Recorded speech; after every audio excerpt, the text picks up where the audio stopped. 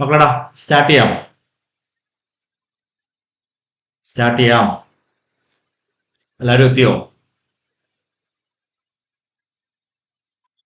Start ചെയ്യട്ടെ. Okay, last class we finished our first head, that is income from salary. മക്കളെ clear അല്ലായിരുന്നോ? എന്തെങ്കിലും doubt ഉണ്ടോ? Income from salary എന്ന് പറഞ്ഞ ഹെഡിനകത്ത് എന്തെങ്കിലും ഡൗട്ട് ഉണ്ടോ? നമുക്കതിന്റെ ഒരു ക്വിക്ക് റിവിഷൻ, ഒരു 15 മിനിറ്റ് വരുന്ന ഒരു ക്വിക്ക് റിവിഷൻ നമുക്ക് നടത്താം ഈ സെഷന്റെ അവസാനം. സാലറി എന്ന് പറഞ്ഞ ഹെഡ് ക്ലിയർ അല്ലായിരുന്നോ? Okay, now I am moving on to another head, that is income from house property. That is income from house property.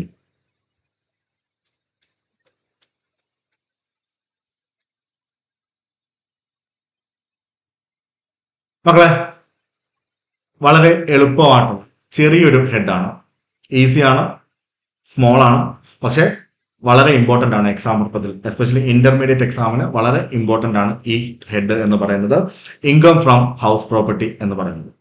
മക്കളെ first of all tell me, what are the possible incomes we can generate from house property? What are the possible incomes we can generate from house property? മക്കളെ house പ്രോപ്പർട്ടിയിൽ നിന്ന് നമുക്ക് എന്തൊക്കെ തരം income ആയിരിക്കും generate ചെയ്യാൻ പറ്റുന്നത്? House പ്രോപ്പർട്ടിയിൽ നിന്ന് എങ്ങനത്തെ ഇൻകം ആയിരിക്കും നമുക്ക് ജനറേറ്റ് ചെയ്യാൻ പറ്റുന്നത്? മക്കളെ എനിക്കറിയാം ഹൗസ് പ്രോപ്പർട്ടി എന്താണെന്നോ അതിന്റെ മീനിങ്ങോ ഡെഫിനിഷനോ അതിനകത്ത് എന്തൊക്കെയാണ് ഉള്ളതെന്നോ നിങ്ങൾക്ക് അറിയത്തില്ല. പക്ഷെ എന്നാലും നമ്മുടെ ഒരു നോർമൽ തോട്ട് പ്രോസസ്സിൽ നമുക്ക് തോന്നുമല്ലോ, ഓക്കെ ഇന്നത് ഹൗസ് പ്രോപ്പർട്ടി എന്ന് കേൾക്കുമ്പോൾ നിങ്ങളുടെ ഉള്ളിലേക്ക് ഒരു ഇമേജ് വരുമല്ലോ, അല്ലെങ്കിൽ ഒരു ഐറ്റം വരുമല്ലോ. അത് വെച്ചുകൊണ്ട് നിങ്ങൾ പറഞ്ഞ മക്കളെ എന്തൊക്കെ ഇൻകം ആയിരിക്കും ഒരു ഹൗസ് പ്രോപ്പർട്ടിയിൽ നിന്ന് നമുക്ക് ജനറേറ്റ് ചെയ്യാൻ പറ്റുന്നത്?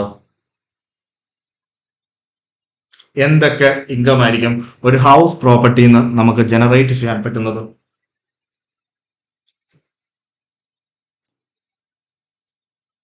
ഓക്കെ, എന്താ? Rental income. റെന്റൽ ഇൻകം എന്താ ഈ റെന്റൽ ഇൻകം കൊണ്ട് ഉദ്ദേശിക്കുന്നത്? വാടകയ്ക്ക് കൊടുത്ത് വാടക വാങ്ങിക്കുന്നു. ഇത് മാത്രമേ ഉള്ളൂ? വേറെ എന്തെങ്കിലും ഉണ്ടോ? വേറെ എന്തെങ്കിലും പോസിബിലിറ്റി ഉണ്ടോ? ഹൗസ് പ്രോപ്പർട്ടി എന്ന് പറഞ്ഞ ടേബിളിൽ നിന്ന് നമുക്ക് കിട്ടാൻ ചാൻസ് ഉള്ള വേറെ എന്തെങ്കിലും പോസിബിലിറ്റി ഉണ്ടോ? ഓക്കെ, ഞാൻ അതിനെ മറ്റൊരു രീതിയിൽ പറഞ്ഞോട്ടെ. അതായത് ആ പ്രോപ്പർട്ടി വിറ്റ്, നമ്മുടെ വീടും സ്ഥലമൊക്കെ വിൽക്കത്തില്ലേ, വിറ്റിട്ട് നമുക്ക് കിട്ടുമ്പോൾ ലാഭം ഉണ്ടല്ലോ, അതിനെ ഞാൻ ഗെയിൻ എന്ന് വിളിച്ചോട്ടെ, ആ പ്രോഫിറ്റിനെ ഗെയിൻ എന്ന് വിളിച്ചോട്ടെ. ഓക്കെ ആണല്ലോ മക്കളെ? ഇതിനകത്ത് അങ്ങനെ സ്ഥലം വിറ്റ് നമുക്ക് കിട്ടുന്ന ലാഭത്തിനെ നമ്മൾ കാണിക്കുന്നത് ക്യാപിറ്റൽ ഗെയിൻ എന്ന് പറഞ്ഞ സെപ്പറേറ്റ് ഹെഡ് ഉണ്ട്, അവിടെയാണ് ഇത് കാണിക്കുന്നത്. അപ്പോൾ ഈ ഒരു പെർട്ടിക്കുലർ ഹെഡ്, ഏത് particular head? Income from house property എന്ന് പറഞ്ഞ പെർട്ടിക്കുലർ ഹെഡിൽ നമ്മൾ എന്ത് മാത്രമേ ഡിസ്കസ് ചെയ്യത്തുള്ളൂ? റെന്റൽ ഇൻകം മാത്രമേ ഡിസ്കസ് ചെയ്യത്തുള്ളൂ. ക്ലിയർ ആണോ? Is that clear to all? അപ്പൊ നമ്മുടെ ടാർഗറ്റ് ഫോക്കസ് ഏരിയ എന്ന് പറയുന്നത് ഏത് മാത്രമേ ഉള്ളൂ? Rental income, rental income, rental income. അപ്പൊ ഓർത്തോണം, ഇൻകം ഫ്രം ഹൗസ് പ്രോപ്പർട്ടി എന്ന് പറയുമ്പോൾ ഫസ്റ്റ് നമ്മുടെ മൈൻഡിലേക്ക് വരേണ്ടത് എന്താണ്? Rental income. ഓക്കെ, അടുത്ത ക്വസ്റ്റ്യൻ. സാർ, എല്ലാ റെന്റൽ ഇൻകവും നമ്മൾ ഈ ഹെഡിലാണോ ടാക്സിബിൾ ആക്കുന്നത്, അല്ലെങ്കിൽ എല്ലാ റെന്റൽ ഇൻകവും നമ്മൾ ഈ ഒരു ഹെഡിലാണോ കമ്പ്യൂട്ട് ചെയ്യുന്നത്? Answer is no. മക്കളെ എല്ലാ റെന്റൽ ഇൻകവും ഇവിടെയല്ല കാണിക്കുന്നത്. അപ്പൊ അടുത്ത ക്വസ്റ്റ്യൻ, സാർ പിന്നെ ഏതൊക്കെ തരത്തിലുള്ള റെന്റൽ ഇൻകം ആണ്, ഏതൊക്കെ ഐറ്റത്തിന്റെ പുറത്തുള്ള റെന്റൽ ഇൻകം ആണ് നമ്മളിവിടെ കാണിക്കുന്നത്? അതിന് നമ്മൾ ഈ ക്വസ്റ്റ്യന് ഉത്തരം പറയണം. ഏത് question? Question number 1. When is this particular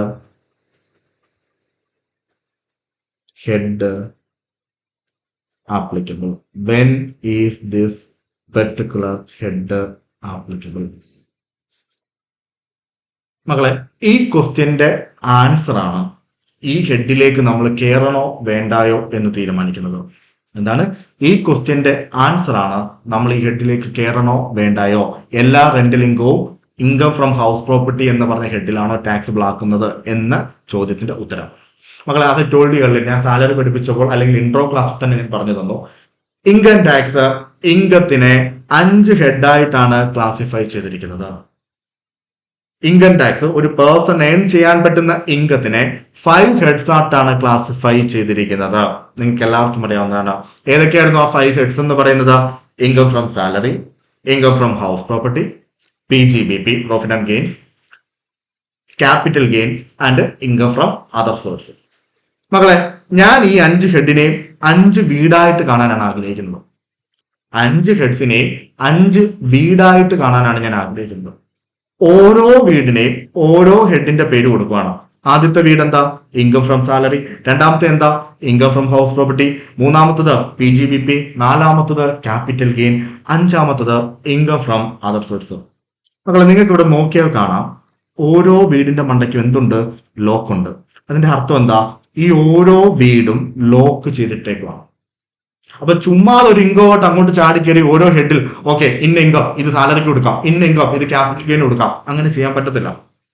അപ്പോൾ എപ്പോഴൊക്കെ നമ്മൾ ഓരോ ഹെഡിൽ കയറണം അല്ലെങ്കിൽ ഓരോ ഹെഡിൽ അതിന്റെ ടാക്സബിലിറ്റി നോക്കണം എന്ന് തീരുമാനിക്കുന്നത് അതാത് ഹെഡിന്റെ ചാർജബിലിറ്റി അഥവാ ചാർജിങ് സെക്ഷൻ ആണ് തീരുമാനിക്കുന്നത്. മക്കളെ, ഞാൻ ആ ചാർജിങ് സെക്ഷനെ പറയാൻ ആഗ്രഹിക്കുന്നത് ആ വീടിന്റെ കീ ആയിട്ടാണ്, താക്കോലായിട്ടാണ്. നമ്മൾ സാലറി എന്ന് പറഞ്ഞ ഹെഡിൽ നമ്മൾ കണ്ടു, അതിന്റെ കീയുടെ പേരായിരുന്നു സെക്ഷൻ 15. സാലറി എന്ന് പറഞ്ഞിട്ട് നമ്മൾ കണ്ടു സെക്ഷൻ 15. എന്തായാലും നമ്മൾ അവിടെ കണ്ടത്, അവിടെ എംപ്ലോയർ റിലേഷൻഷിപ്പ് ഉണ്ടായിരിക്കണം. എന്നാൽ മാത്രമേ അതിൽ നിന്ന് കിട്ടുന്ന ഇൻകം എവിടെ ഡോർ ഓപ്പൺ ആവത്തുള്ളൂ? സാലറി എന്ന് പറഞ്ഞ ആ വീടിന്റെ ഡോർ ഓപ്പൺ ആവത്തുള്ളൂ. അതുപോലെ മക്കളെ, ഓരോ ഹെഡിനും അതിൻ്റെതായ താക്കോലുണ്ട്. ആ താക്കോൽ ഇട്ട് തുറന്നാൽ മാത്രമേ ആ ഹെഡ് ഓപ്പൺ ആവത്തുള്ളൂ. ആ ഹെഡ് ഓപ്പൺ ആയാൽ മാത്രമേ നമുക്ക് എന്ത് ചെയ്യാൻ പറ്റത്തുള്ളൂ? അതിനകത്തേക്ക് എൻ്റർ ചെയ്യാൻ പറ്റത്തുള്ളൂ. ആ ഹെഡ് ഓപ്പൺ ആയിട്ടില്ല എങ്കിൽ പിന്നെ ആ ഇൻകം ആ ഹെഡുമായിട്ട് ചിന്തിച്ചിട്ട് കാര്യമേ ഇല്ല. ചുമ്മാതെ കണ്ണി കണ്ട ഇൻകത്തിനെ കണ്ണി കണ്ട ഹെഡിലേക്ക് പിടിച്ചിടാൻ പറ്റത്തില്ല. എത്രയേ ഉള്ളൂ പറഞ്ഞു വരുന്നതിന്റെ അർത്ഥം. പറയുന്നത് ക്ലിയർ ആവുന്നുണ്ടോ? ഓക്കെ മക്കളെ, അങ്ങനെയാണെങ്കിൽ ഈ ഹൗസ് പ്രോപ്പർട്ടിക്ക് കൊണ്ടിരിക്കി ആ കീയുടെ നമ്പറാണ് സെക്ഷൻ 22. PGBPക്ക് ഉണ്ട് 28, സെക്ഷൻ 28. ക്യാപിറ്റൽ ഗെയിൻ ഉണ്ട് സെക്ഷൻ 45. IFOസിനുണ്ട് 56. മക്കളെ, ഈ നമ്പറുള്ള താക്കോലുകളാണ് ഇതിന്റെ ഓരോന്നിന്റെയും എന്താ ഡോറ് തുറക്കണോ വേണ്ടായോ എന്ന് തീരുമാനിക്കുന്നത്.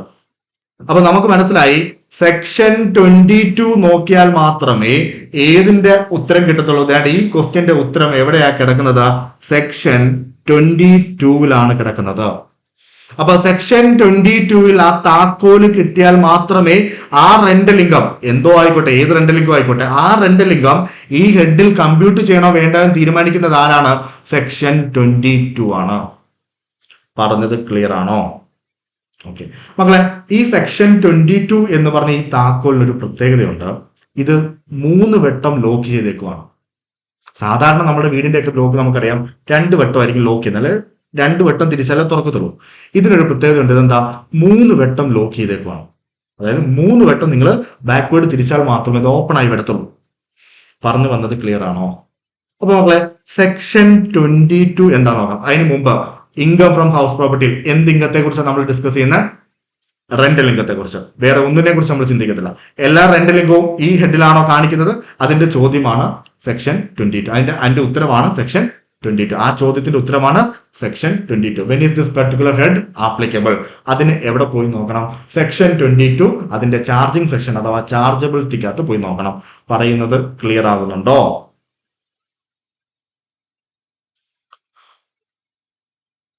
ഓക്കെ ആണല്ലോ?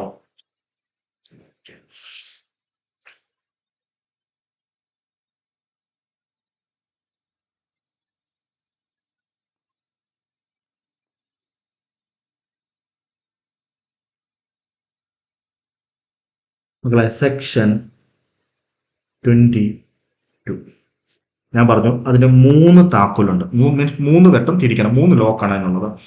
ABC. മക്കളെ, അതിലെ എ പറയുകയാണ്. എന്താ എ പറയുന്നത്?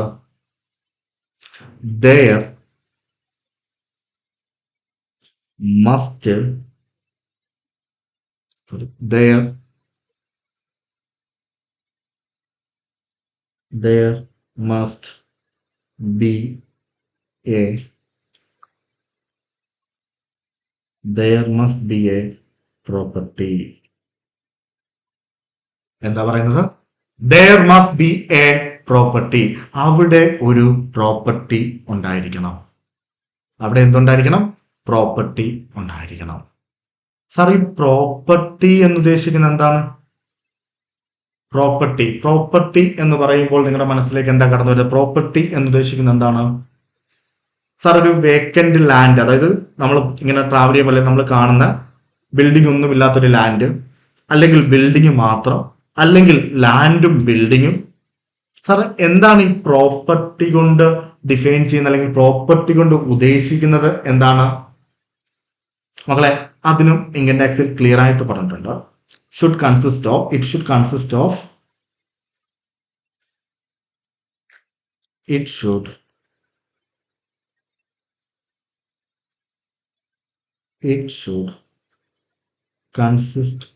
of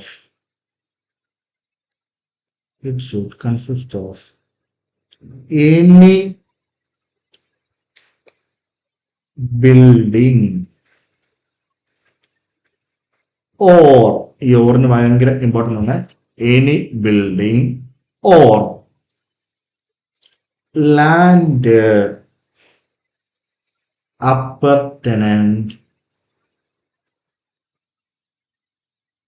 thereto. Land appurtenant thereto. മക്കളെ, എന്താ സെക്ഷൻ 22 എന്ന് പറഞ്ഞ താക്കോലിലെ ഫസ്റ്റ് ലോക്ക് പറയുന്നത് എന്താണ്? there must be a property. അവിടെ ഒരു എന്തുണ്ടായിരിക്കണം? പ്രോപ്പർട്ടി ഉണ്ടായിരിക്കണം. സാർ, ഈ പ്രോപ്പർട്ടി എന്ന് പറയുന്നത് എന്താണ്? ഒരു വേക്കന്റ് ലാൻഡ് ആണോ, ബിൽഡിംഗ് ആണോ, അതോ ലാൻഡും ബിൽഡിംഗ് കൂടെ ചേർന്നതിനെയാണോ ഇൻകം ടാക്സിൽ സെക്ഷൻ 22 പ്രോപ്പർട്ടി കൊണ്ട് ഉദ്ദേശിക്കുന്നത്? മക്കളെ, അവിടെ പറയുകയാണ് it should consist of any building. അവിടെ എന്തുണ്ടായിരിക്കണം? ഒരു ബിൽഡിംഗ് ഉണ്ടായിരിക്കണം. മസ്റ്റ് ആയിട്ട് അവിടെ എന്തുണ്ടായിരിക്കണം? ഒരു ബിൽഡിംഗ് ഉണ്ടായിരിക്കണം. ഓർ ലാൻഡ്, അതായത് ഒരു ലാൻഡും ഉണ്ടായിരിക്കണം. അപ്പൊ ബിൽഡിംഗ് ആയി ലാൻഡ് ആയി. അപ്പൊ ബിൽഡിങ്ങോ ലാൻഡോ അങ്ങനെയല്ല അതിന്റെ അർത്ഥം. ലാൻഡ് അപ്പർട്ടനന്റ് thereto, അത് ഒറ്റ വാക്കായിട്ട് നിങ്ങൾ ഉപയോഗിക്കണം. അതിന്റെ അർത്ഥം ഒരു ബിൽഡിംഗ് ഉണ്ടായിരിക്കണം, ആ ബിൽഡിങ്ങിനോട് ചുറ്റപ്പെട്ടിട്ടുള്ള ലാൻഡും ഏത് വരും? ഈ ഹെഡിനകത്ത് വരും. ഒരു ബിൽഡിംഗ് ഉണ്ടായിരിക്കണം, ആ ബിൽഡിങ്ങിനോട് ചുറ്റപ്പെട്ട് കിടക്കുന്ന, അല്ലെങ്കിൽ അതിനോട് അപ്പർട്ടനന്റ് എന്ന് വെച്ചാൽ മക്കളെ സിമ്പിൾ വേർഡ് അറ്റാച്ച് ചെയ്തിരിക്കുന്നു. ആ ബിൽഡിങ്ങിനോട് അറ്റാച്ച് ചെയ്തിട്ടുള്ള ലാൻഡും ഏത് ഹെഡിൽ വരും? ഈ ഹെഡിനകത്ത് വരും. അതിൽ നിന്ന് കിട്ടുന്ന റെന്റൽ ഇൻകം ഇവിടെ വരും. അപ്പൊ സാർ, ഒരു വേക്കന്റ് ലാൻഡ്, ബിൽഡിംഗ് ഇല്ലാതെ ഒരു വേക്കന്റ് ലാൻഡ് ഞാൻ റെന്റിന് കൊടുക്കുകയാണെങ്കിൽ അതിൽ നിന്ന് എനിക്ക് കിട്ടുന്ന റെന്റൽ ഇൻകം ഇവിടെ ടാക്സിബിൾ ചെയ്യാൻ പറ്റുമോ ഇല്ലയോ? ദ ആൻസർ ഈസ് നോ, പറ്റത്തില്ല. കാരണം എന്താ? സെക്ഷൻ 22 നിങ്ങൾക്ക് ഒരു ഇൻകം ടാക്സിബിൾ ചെയ്യണമെങ്കിൽ അവിടെ എന്ത് വേണമെന്നാ പറഞ്ഞിരിക്കുന്നത്? there must be a property. അവിടെ ഒരു പ്രോപ്പർട്ടി ഉണ്ടായിരിക്കണം. ക്ലിയർ ആണോ? ആ പ്രോപ്പർട്ടി എന്ന് ഉദ്ദേശിക്കുന്നത് എന്താണ് പറഞ്ഞിരിക്കുന്നത്?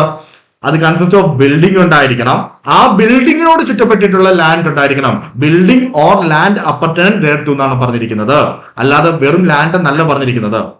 മക്കളെ, അതിന്റെ അർത്ഥം ശ്രദ്ധിച്ചേ. എന്താ പ്രോപ്പർട്ടി എന്ന് പറയുന്നത്?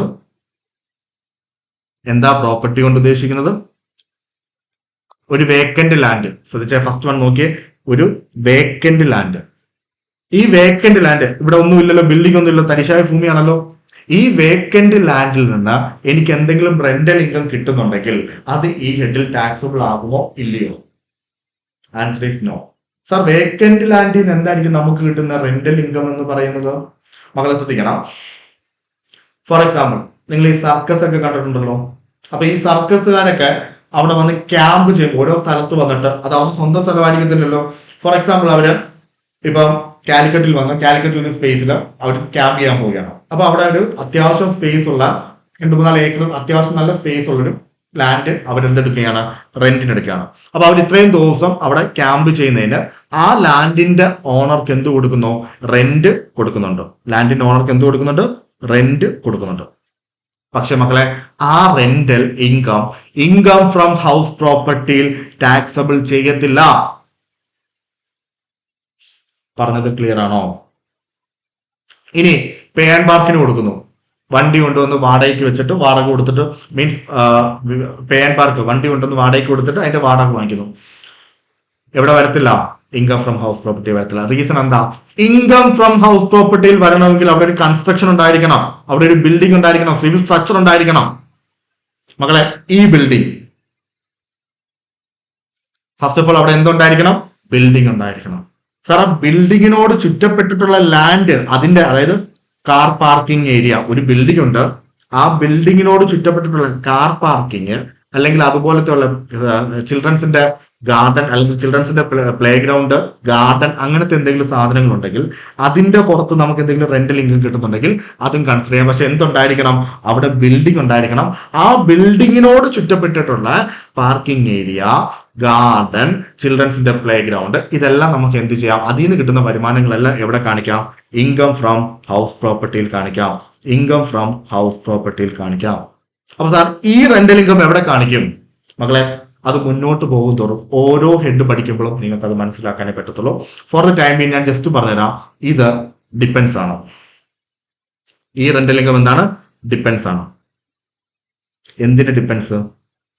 ഒന്നെങ്കിൽ അതെവിടെ പോകും? ഇൻകം ഫ്രം അതർ സോഴ്സിലോ, അല്ലെങ്കിൽ അതെവിടെ പോകും? PGBP-ലോ പോകും. ഒന്നെങ്കിൽ അത് ഇൻകം ഫ്രം അതർ സോഴ്സിലോ അല്ലെങ്കിൽ PGBP-ലോ പോകും. അതിന്റെ നേച്ചർ അടിസ്ഥാനത്തിൽ. മക്കളെ, അത് അറിയണമെങ്കിൽ നിങ്ങൾ എവിടെ പോകണം? ഏത് ഹെഡിലാണ് അത് വരുന്നതെന്ന് അറിയണമെങ്കിൽ IFOSന്റെ ചാർജിംഗ് സെക്ഷൻ 56-ൽ പോയി നോക്കണം, അല്ല എങ്കിൽ PGBP-യുടെ ചാർജിംഗ് സെക്ഷൻ 28-ൽ പോയി നോക്കണം. അപ്പൊ ഈ രണ്ട് ഹെഡുകൾ കംപ്ലീറ്റ് ചെയ്താൽ മാത്രമേ നിങ്ങൾക്ക് മനസ്സിലാവത്തുള്ളൂ അത് എവിടെയാ പോകുന്നത്. ഫോർ ദ ടൈം നിങ്ങൾ അതെന്ത് ചെയ്യണം? ഹോൾഡ് ചെയ്ത് വെക്കുക. ഒരു കാര്യം ഉറപ്പാണ്, വേക്കന്റ് ലാൻഡിൽ നിന്ന്, അതായത് ഒരു ബിൽഡിംഗ് ഇല്ലാതെ, ഒരു സിവിൽ സ്ട്രക്ചർ ഇല്ലാതെ, ഒരു വേക്കന്റ് ലാൻഡിൽ നിന്ന് എന്തൊക്കെ റെന്റൽ ഇൻകം കിട്ടിയാലും അത് എവിടെ കാണിക്കത്തില്ല? ഇൻകം ഫ്രം ഹൗസ് പ്രോപ്പർട്ടിയിൽ കാണിക്കത്തില്ല. ഫസ്റ്റ് ഓഫ് ഓൾ മൈൻഡിൽ ഉറപ്പിച്ച് പറയുക. ഫസ്റ്റ് കീ എന്താണ് പറഞ്ഞിരിക്കുന്നത്? സെക്ഷൻ 22-നകത്ത് ഫസ്റ്റ് കീ എന്താ പറഞ്ഞിരിക്കുന്നത്? there must be a property. അവിടെ ഒരു പ്രോപ്പർട്ടി ഉണ്ടായിരിക്കണം. ആ പ്രോപ്പർട്ടി എന്ന് പറയുന്നത് എന്താണ്? it should consist of any building or land appurtenant thereto. എന്ന് വെച്ചാൽ എന്താ? അവിടെ ഒരു ബിൽഡിംഗ് ഉണ്ടായിരിക്കണം. ആ ബിൽഡിങ്ങിനോട് ചുറ്റപ്പെട്ടുള്ള ലാൻഡ്, ബിൽഡിംഗ് ഓർ ലാൻഡ് എന്നല്ല പറയുന്നത്, building or land appurtenant thereto എന്നാണ് പറയുന്നത്. ക്ലിയർ ആണോ? പറഞ്ഞത് മനസ്സിലായോ? Any doubt? Any doubt?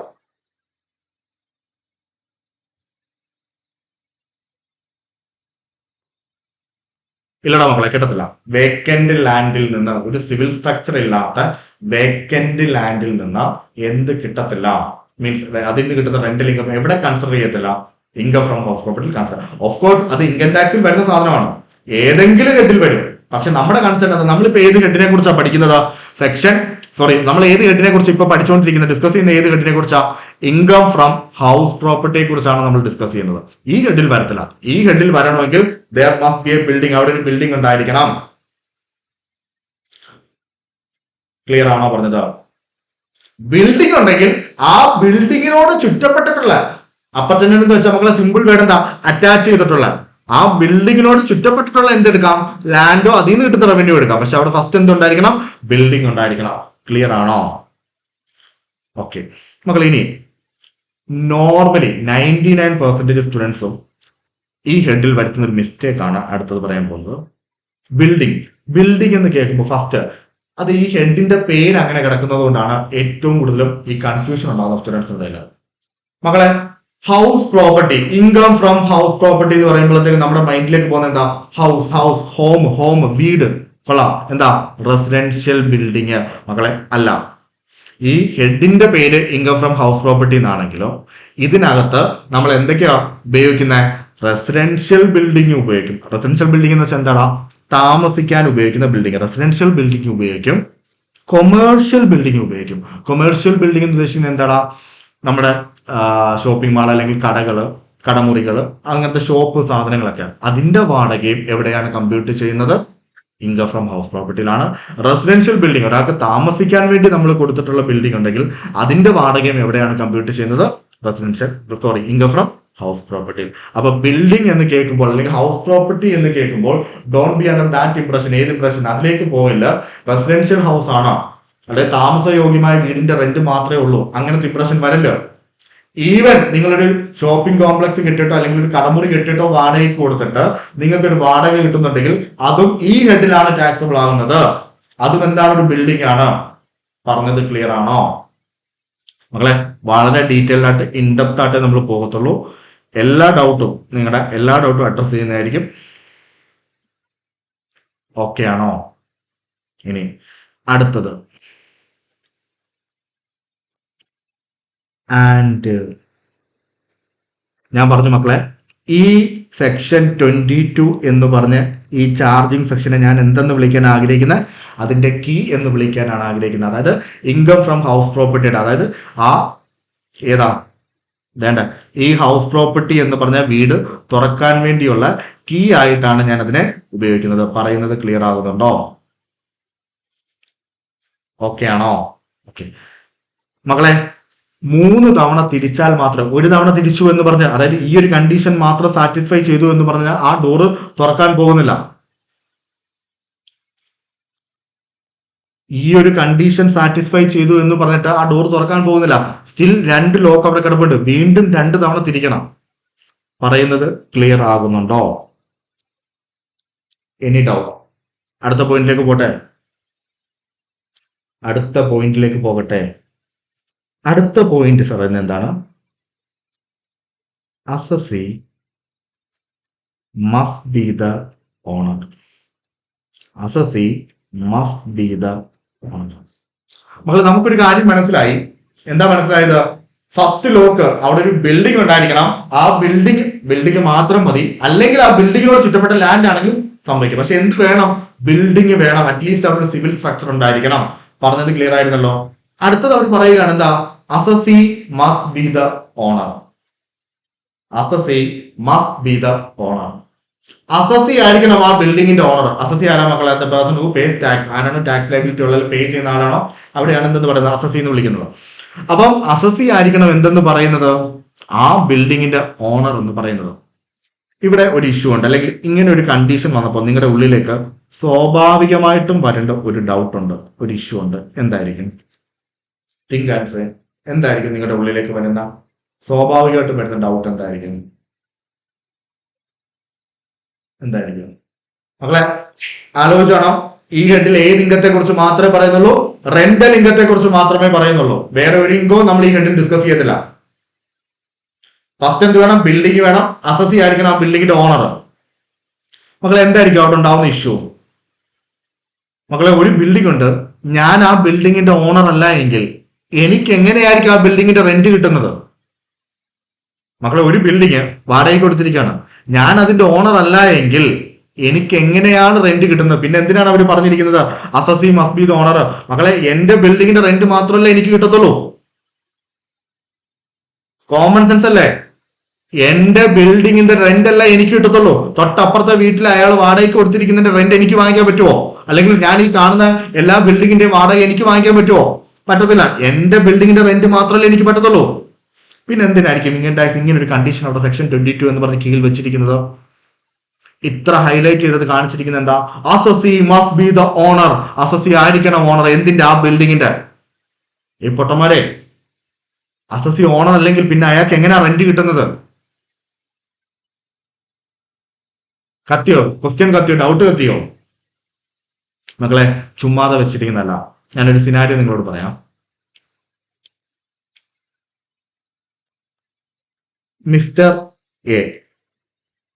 Mister എക്ക് ഒരു ഹൗസ് പ്രോപ്പർട്ടി ഉണ്ട്. വീടാണ്. മിസ്റ്റർ എക്ക് ഒരു ഹൗസ് പ്രോപ്പർട്ടി ഉണ്ട്. ഈ മിസ്റ്റർ എ എന്ത് ചെയ്തു? സിജിൻ എന്ന് പറഞ്ഞ എനിക്ക് ഈ വീട് എന്ത് ചെയ്തു? റെന്റിന് തന്നു. സിജിൻ എന്ന് പറഞ്ഞ എനിക്ക് എന്ത് തന്നു? ഈ വീട് റെന്റിന് തന്നു. ഓക്കെ, ക്ലിയർ ആവുന്നുണ്ടോ? ഞാൻ പകരം ഇയാൾക്ക് റെന്റ് എത്ര പേ ചെയ്യണം? ₹10,000 പേ ചെയ്യണം. പറയുന്നത് ക്ലിയർ ആവുന്നുണ്ടോ? ഓക്കെ. ഇനി ഞാൻ എന്ത് ചെയ്തെന്നറിയോ? ഞാൻ ഈ ബിൽഡിങ് ഇപ്പം ഞാനല്ലേ എടുത്തിരിക്കുന്ന വാടകയ്ക്ക്. ഈ ബിൽഡിങ് ഞാൻ മിസ്റ്റർ ബി എന്ന് പറഞ്ഞ വ്യക്തിക്ക് വാടകയ്ക്ക് കൊടുത്തു. മിസ്റ്റർ ബി എന്ന് പറഞ്ഞ വ്യക്തിക്ക് എന്ത് ചെയ്തു? വാടകയ്ക്ക് കൊടുത്തു, റെന്റിന് കൊടുത്തു. ഇതിനെ പറയുന്നതാണ് സബ്ലെറ്റ് ചെയ്യുക. സബ്ലെറ്റിംഗ് അഥവാ സബ്ലെറ്റ് ചെയ്യുക എന്ന് പറയും. റെന്റിന് കൊടുത്തു. ഇതിനെ പറയുന്നതാണ് സബ്ലെറ്റിംഗ്. പറയുന്നത് ക്ലിയർ ആവുന്നുണ്ടോ? അത് ഞാൻ എന്ത് പറഞ്ഞു? മിസ്റ്റർ ബി, അല്ലയോ മിസ്റ്റർ ബി, നിങ്ങൾ എനിക്ക് എത്ര രൂപ വെച്ച് തരണം? ₹15,000 വെച്ച് തരണം. മക്കളെ, ഇവിടെ രണ്ടു പേർക്ക് ഇൻകം കിട്ടുന്നുണ്ട്. ആരൊക്കെയാ രണ്ടുപേര്?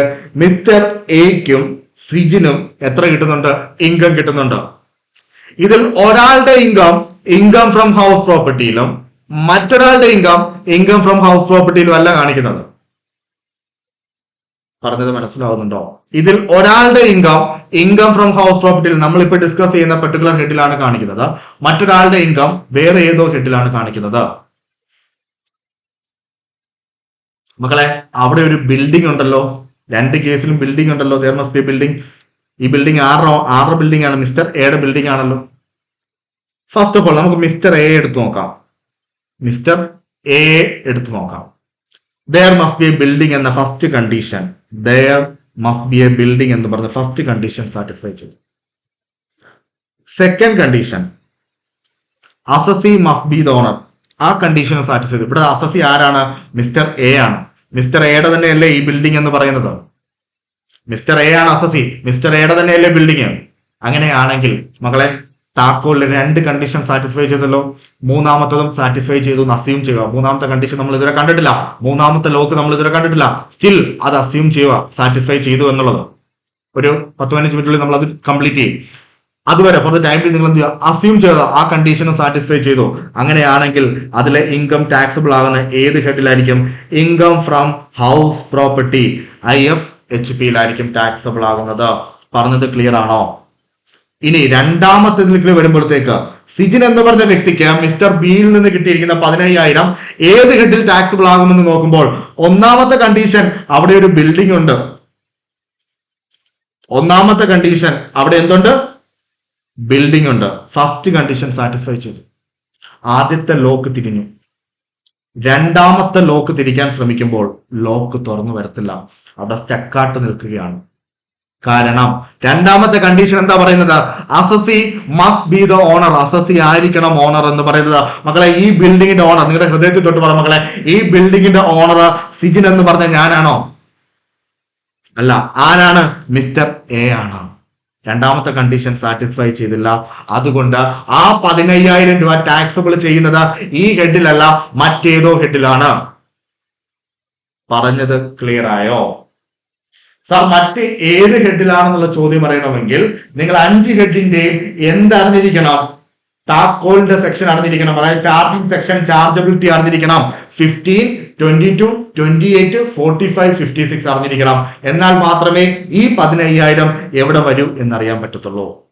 നിങ്ങളുടെ ക്യൂരിയോസിറ്റി കൊണ്ട് ഞാൻ ഇപ്പൊ പറഞ്ഞുതരാം മക്കളെ. ഇത് നോർമലി നമ്മൾ ടാക്സബിൾ ചെയ്യുന്നത് ഇൻകം ഫ്രം അതർ സോഴ്സിലായിരിക്കും. സബ്ലെറ്റ് ചെയ്ത് സബ്ലെറ്റിംഗിൽ കൂടെ കിട്ടി. നമ്മൾ ഇതിനെയാണ് സബ്ലെറ്റ് എന്ന് പറയുന്നത്. മിസ്റ്റർ എയുടെ കയ്യിൽ നിന്ന് ഞാൻ ബിൽഡിംഗ് വാടകയ്ക്ക് എടുത്തു. എന്നിട്ട് ഞാൻ എന്ത് ചെയ്തു? മിസ്റ്റർ എക്ക് വാടക കൊടുക്കുന്നുണ്ട്. ഈ ബിൽഡിംഗ് ഞാൻ എന്ത് ചെയ്തു? മിസ്റ്റർ ബിക്ക്, അതായത് സബ് അടിച്ചു, മറിച്ച് വാടകയ്ക്ക് കൊടുത്തു. ക്ലിയർ ആണോ? അതെവിടെയാണ് കാണിക്കുന്നത്? ഇൻകം ഫ്രം അതർ സോഴ്സിൽ.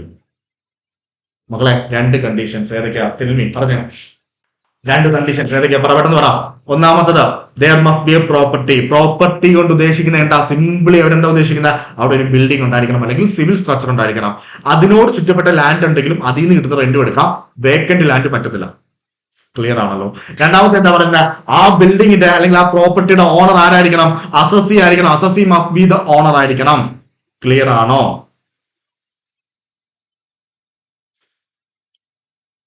ഓക്കെ ആണോ? അടുത്തത് ആൻഡ് മൂന്നാമത്തെ കണ്ടീഷൻ, അതായത് നമ്മൾ ആ താക്കോല് 2 വട്ടം തിരിച്ചു, 2 വട്ടം തുറന്നു. മൂന്നാമതും നമ്മൾ തിരിക്കാൻ പോവുകയാണ്. എന്താ മൂന്നാമത് പറയുന്നത്? Such property. ഏത് പ്രോപ്പർട്ടി? ആദ്യത്തെ ഇതിൽ കണ്ട പ്രോപ്പർട്ടി. ആദ്യത്തെ ഇതിൽ കണ്ട പ്രോപ്പർട്ടി ഏതായിരുന്നു? ബിൽഡിങ്ങോ ഓർ ലാൻഡ് അപ്പർട്ടനന്റ് thereto. സച്ച് property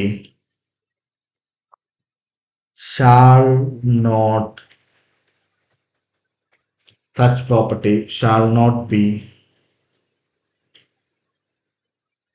used for shall not be used for business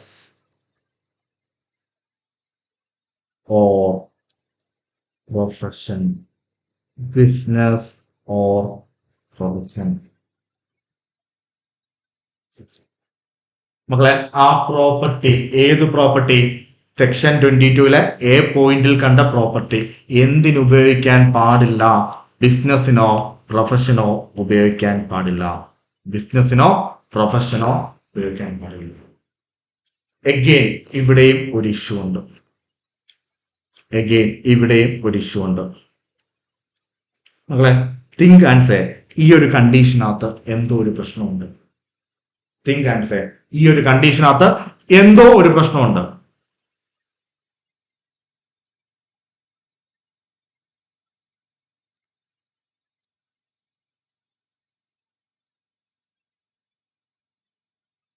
മക്കളെ, വീണ്ടും ഞാൻ പറയുന്നു, എന്ത് തരം ഇൻകം മാത്രമേ ഈ ഹെഡിൽ ഡീൽ ചെയ്യത്തുള്ളൂ? Rental income. അത് വെച്ചൊന്ന് തിങ്ക് ചെയ്തേ. മൂന്നാമത്തെ കണ്ടീഷൻ പറയുകയാണ്, ആ പ്രോപ്പർട്ടി, ഏത് പ്രോപ്പർട്ടി? ഫസ്റ്റ് എ പോയിന്റിൽ പറഞ്ഞ പ്രോപ്പർട്ടി എന്തിനുപയോഗിക്കാൻ പാടില്ല? എന്റെ ബിസിനസിനോ പ്രൊഫഷനോ ഉപയോഗിക്കാൻ പാടില്ല. അതായത് ക്യാരിഡ് ഓൺ ബൈ എന്റെ ബിസിനസിനാണ്, മറ്റൊരാളുടെ അല്ല പറയുന്നത്. എന്റെ ബിസിനസിനോ പ്രൊഫഷനോ അസസ്യായിട്ടുള്ള എന്റെ ബിൽഡിങ് എന്റെ ബിസിനസിനോ പ്രൊഫഷനോ ഉപയോഗിക്കാൻ പാടില്ല. മക്കളെ, ഇവിടെ എന്തോ ഒരു പ്രശ്നമുണ്ടല്ലോ. മക്കളെ, ഞാൻ എന്റെ ബിൽഡിങ് എന്റെ ബിസിനസിനോ പ്രൊഫഷനോ ആണ് ഉപയോഗിക്കുന്നതെങ്കിൽ എങ്ങനെ എനിക്ക് അതിൽ നിന്ന് റെന്റൽ ഇൻകം കിട്ടും? റെന്റൽ ഇൻകം കിട്ടത്തില്ലെങ്കിൽ, അല്ലെങ്കിൽ ആ ഇൻകം ഇല്ലെങ്കിൽ പിന്നെന്തിനാണ് ഇവിടെ നമ്മൾ ഡിസ്കസ് ചെയ്യുന്നത്? പറഞ്ഞത് ക്ലിയർ ആയോ?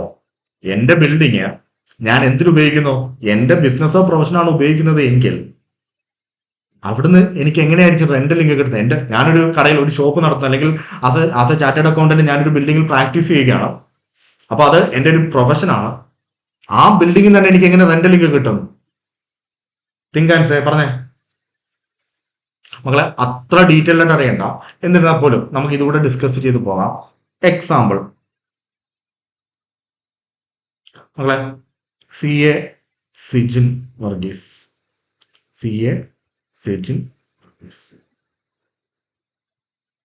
ഞാൻ ആലപ്പുഴയിൽ പ്രാക്ടീസ് ചെയ്യുകയാണ് എന്ന് വിചാരിക്കുക. ആലപ്പുഴയിലാണ് എൻ്റെ ഓഫീസ്. ആലപ്പുഴ പ്രാക്ടീസ് ചെയ്യാണ്. ശ്രദ്ധിച്ചോളാം. അപ്പം ഞാന് പ്രാക്ടീസിനൊപ്പം ഞാൻ എന്തും ചെയ്യുന്നുണ്ട്? ടീച്ചിങ്ങും ചെയ്യുന്നുണ്ട്. അപ്പൊ ഞാൻ എൻ്റെ പ്ലാൻ എന്ന് പറയുന്നത്, പ്രാക്ടീസിനൊപ്പം ഞാൻ എന്ത് ചെയ്യുന്നുണ്ട്? ടീച്ചിങ്ങും ചെയ്യുന്നുണ്ട്. അപ്പൊ എൻ്റെ പ്ലാൻ എന്ന് പറയുന്നത്, അല്ലെങ്കിൽ ഞാൻ ചെയ്തു വരുന്നതെന്ന് വെച്ചാൽ, മൺഡേ, ട്യൂസ്ഡേ, വെനസ്ഡേ ഈ 3 ദിവസങ്ങളിൽ ഞാൻ ഈ ഓഫീസിൽ കാണും പ്രാക്ടീസ് കാര്യങ്ങളുമായിട്ട്. തേഴ്സ്ഡേ, ഫ്രൈഡേ, സാറ്റർഡേ, സൺഡേ ഈ 4 ദിവസം ഞാൻ എന്തായിരിക്കും? ടീച്ചിങ്ങിലായിരിക്കും. അപ്പൊ ഞാൻ നോക്കിയപ്പോൾ ഞാനൊരു എന്റെ ബിൽഡിങ് 3 ദിവസം ഞാൻ ഇവിടെ സിറ്റ് ചെയ്യുന്നുണ്ട്, കൺസൾട്ട് ചെയ്യുന്നുണ്ട്. Means as A chartered accountant എന്ന് പറഞ്ഞ രീതിയിൽ ഞാൻ എന്ത് ചെയ്യുന്നുണ്ടോ? പ്രാക്ടീസ് ചെയ്യുന്നുണ്ട്. ബാക്കി 4 ദിവസം ഇത് വേക്കന്റ് ആയിട്ട് കിടക്കുകയാണ്.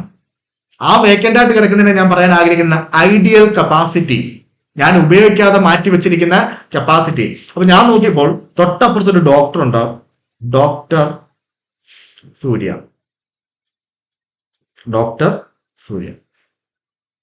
അപ്പൊ ഈ ഡോക്ടർ സൂര്യ പറയുകയാണ്, സിജിനെ 3 ദിവസം എല്ലാം സിജിന ഇരിക്കുന്നുള്ളൂ, 4 ദിവസം അവിടെ വേക്കന്റ് ആയിട്ട് കിടക്കുകയല്ലേ, അവിടെ കൺസൾട്ട് ചെയ്യാൻ വേണ്ടി, അതായത് പുള്ളിക്കാരത്തി ഒരു ഹോസ്പിറ്റലിൽ വർക്ക് ചെയ്യുകയാണ്. അപ്പൊ തേഴ്സ്ഡേ, ഫ്രൈഡേ, സാറ്റർഡേ, സൺഡേ കൺസൾട്ടേഷന് വേണ്ടി എനിക്ക് ആ വീട് വാടകയ്ക്ക് തരാമോ? അല്ലെങ്കിൽ ആ സ്പേസ്, അതായത് ഞാൻ ബിസിനസ് ഉപയോഗിക്കുന്ന ആ സ്പേസ് എനിക്ക് വാടകയ്ക്ക് തരാമോ? പറഞ്ഞത് ക്ലിയർ ആവുന്നുണ്ടോ? ഞാൻ പറഞ്ഞു കൊടുക്കാം. കാരണം 2 പേർക്കും വേണ്ട രീതിയിലാണ് അത് എക്വിപ്പ് ചെയ്തിരിക്കുന്നത്, അത് സെറ്റ് ചെയ്തിരിക്കുന്നത്. AC കാര്യങ്ങള് ഇതും 2 കൂട്ടർക്കും ഒരേപോലെ ഉപയോഗിക്കാൻ പറ്റുന്ന രീതിയിലാണ്. അപ്പം മൺഡേ, ട്യൂസ്ഡേ, വെനസ്ഡേ ഞാൻ വരുമ്പോൾ ഞാൻ ഉപയോഗിക്കുന്നു, ബാക്കി 4 ദിവസം അവർ ഉപയോഗിക്കുന്നു. അപ്പം ഡോക്ടർ സൂര്യ എന്ത് ചെയ്യുന്നു?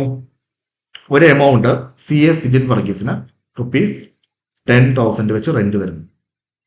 മക്കളെ, ഈ റെന്റൽ ഇൻകം ഉണ്ടല്ലോ, അത് ഇൻകം ഫ്രം ഹൗസ് പ്രോപ്പർട്ടിയിൽ കാണിക്കത്തില്ല.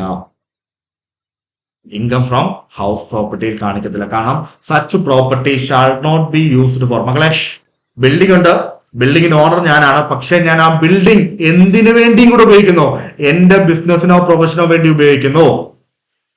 മക്കളെ, അങ്ങനെ ഉണ്ട് എങ്കിൽ അതുമായി ബന്ധപ്പെട്ട് അല്ലെങ്കിൽ ഈ പറയുന്ന റെന്റൽ ഇൻകം ഉണ്ടല്ലോ, ഇത് എവിടെയാണ് കാണിക്കേണ്ടത്? അത് നിങ്ങൾ അടുത്ത ഓരോ ചാർജിങ് സെക്ഷൻ വരുമ്പോഴത്തേക്ക് അതിൽ കാണിക്കും. നോർമലി IFRSലോ അല്ലെങ്കിൽ PGBPലോ, as the case may be. പറഞ്ഞത് ക്ലിയർ ആകുന്നുണ്ടോ?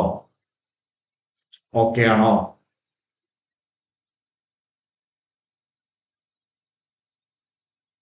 പറഞ്ഞു.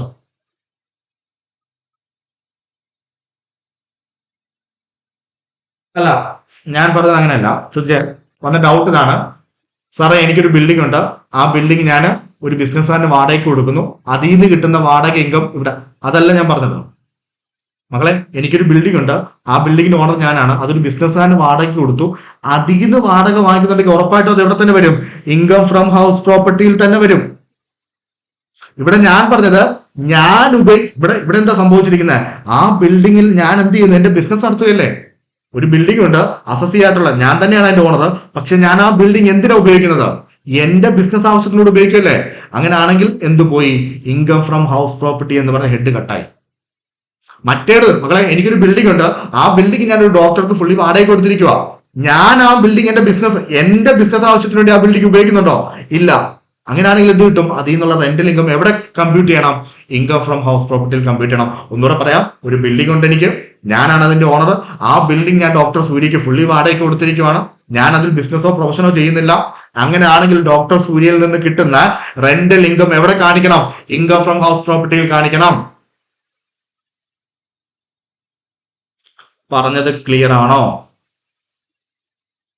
ഓക്കെ ആണല്ലോ മക്കളെ? ഇതിന്റെ PDF ഞാൻ അയച്ചുതരാം, ക്ലാസ് നോട്ടിൽ ഡിസ്കസ് ചെയ്യുന്ന സാധനങ്ങൾ ഞാൻ അയച്ചുതരാം. ശ്രദ്ധിച്ചേ, നമ്മളിപ്പോ പറഞ്ഞ സാധനമാണ് ഈ കിടക്കുന്നത്. വായിച്ചു നോക്കി. Section 22 chargeability. Section 22 chargeability. Condition number 1, condition number 1, 2, 3. മക്കളെ, ഈ 3 കണ്ടീഷൻസ് ക്യുമുലേറ്റീവ്ലി സാറ്റിസ്ഫൈ ചെയ്താൽ മാത്രമേ ആ ഡോറ് തുറക്കത്തുള്ളൂ. ഏത് ഡോറ് തുറക്കത്തുള്ളൂ? ഇൻകം ഫ്രം ഹൗസ് പ്രോപ്പർട്ടിയുടെ ഡോറ് തുറക്കത്തുള്ളൂ. Is that clear to all? Any doubt please? Any doubt please? മക്കളെ, നിങ്ങൾ ഡൗട്ട് ചോദിക്കാൻ ടെക്സ്റ്റ് ചെയ്യാൻ മടിയാണെങ്കിൽ നിങ്ങൾക്ക് വോയിസ് ആയിട്ട് അൺമ്യൂട്ട് യുവർ സെൽഫ് ചെയ്തിട്ട് നിങ്ങൾക്ക് ചോദിക്കാം. അല്ലെങ്കിൽ പേഴ്സണൽ മെസ്സേജ് നിങ്ങൾക്ക് അയക്കാം. DMൽ പേഴ്സണൽ മെസ്സേജ് അയച്ചാലും മതി.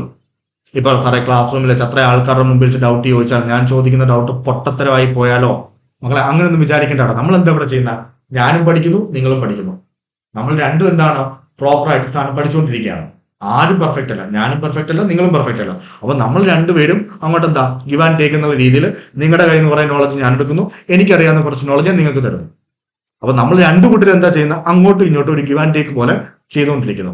അപ്പൊ ആരും നമ്മൾ ഇപ്പൊ കുറെ ദിവസമായില്ലേ, അപ്പൊ ഒരു ഫാമിലി ആയിട്ടുള്ള രീതിയിൽ നിങ്ങൾക്ക് എന്ത് വേണമെങ്കിലും ചോദിക്കാം. Still if you have any issue, അതായത് എന്തെങ്കിലും പ്രശ്നമുണ്ട്, അങ്ങനെ ചോദിക്കാൻ ഓപ്പൺ ആയിട്ട് ചോദിക്കാൻ സാറേ ഡൗട്ട് ഉണ്ട് പക്ഷെ ചോദിക്കാൻ പറ്റുന്നില്ല, അങ്ങനെ ഉണ്ടെങ്കിൽ മക്കളെ എപ്പോൾ വേണമെങ്കിലും നിങ്ങൾക്ക് എന്റെ വാട്സപ്പ് നമ്പറിലോ അല്ലെങ്കിൽ നമ്മുടെ ഈ അക്കൗണ്ടിലോ നിങ്ങൾക്ക് ചോദിക്കാവുന്നതാണ്. ക്ലിയർ ആണല്ലോ?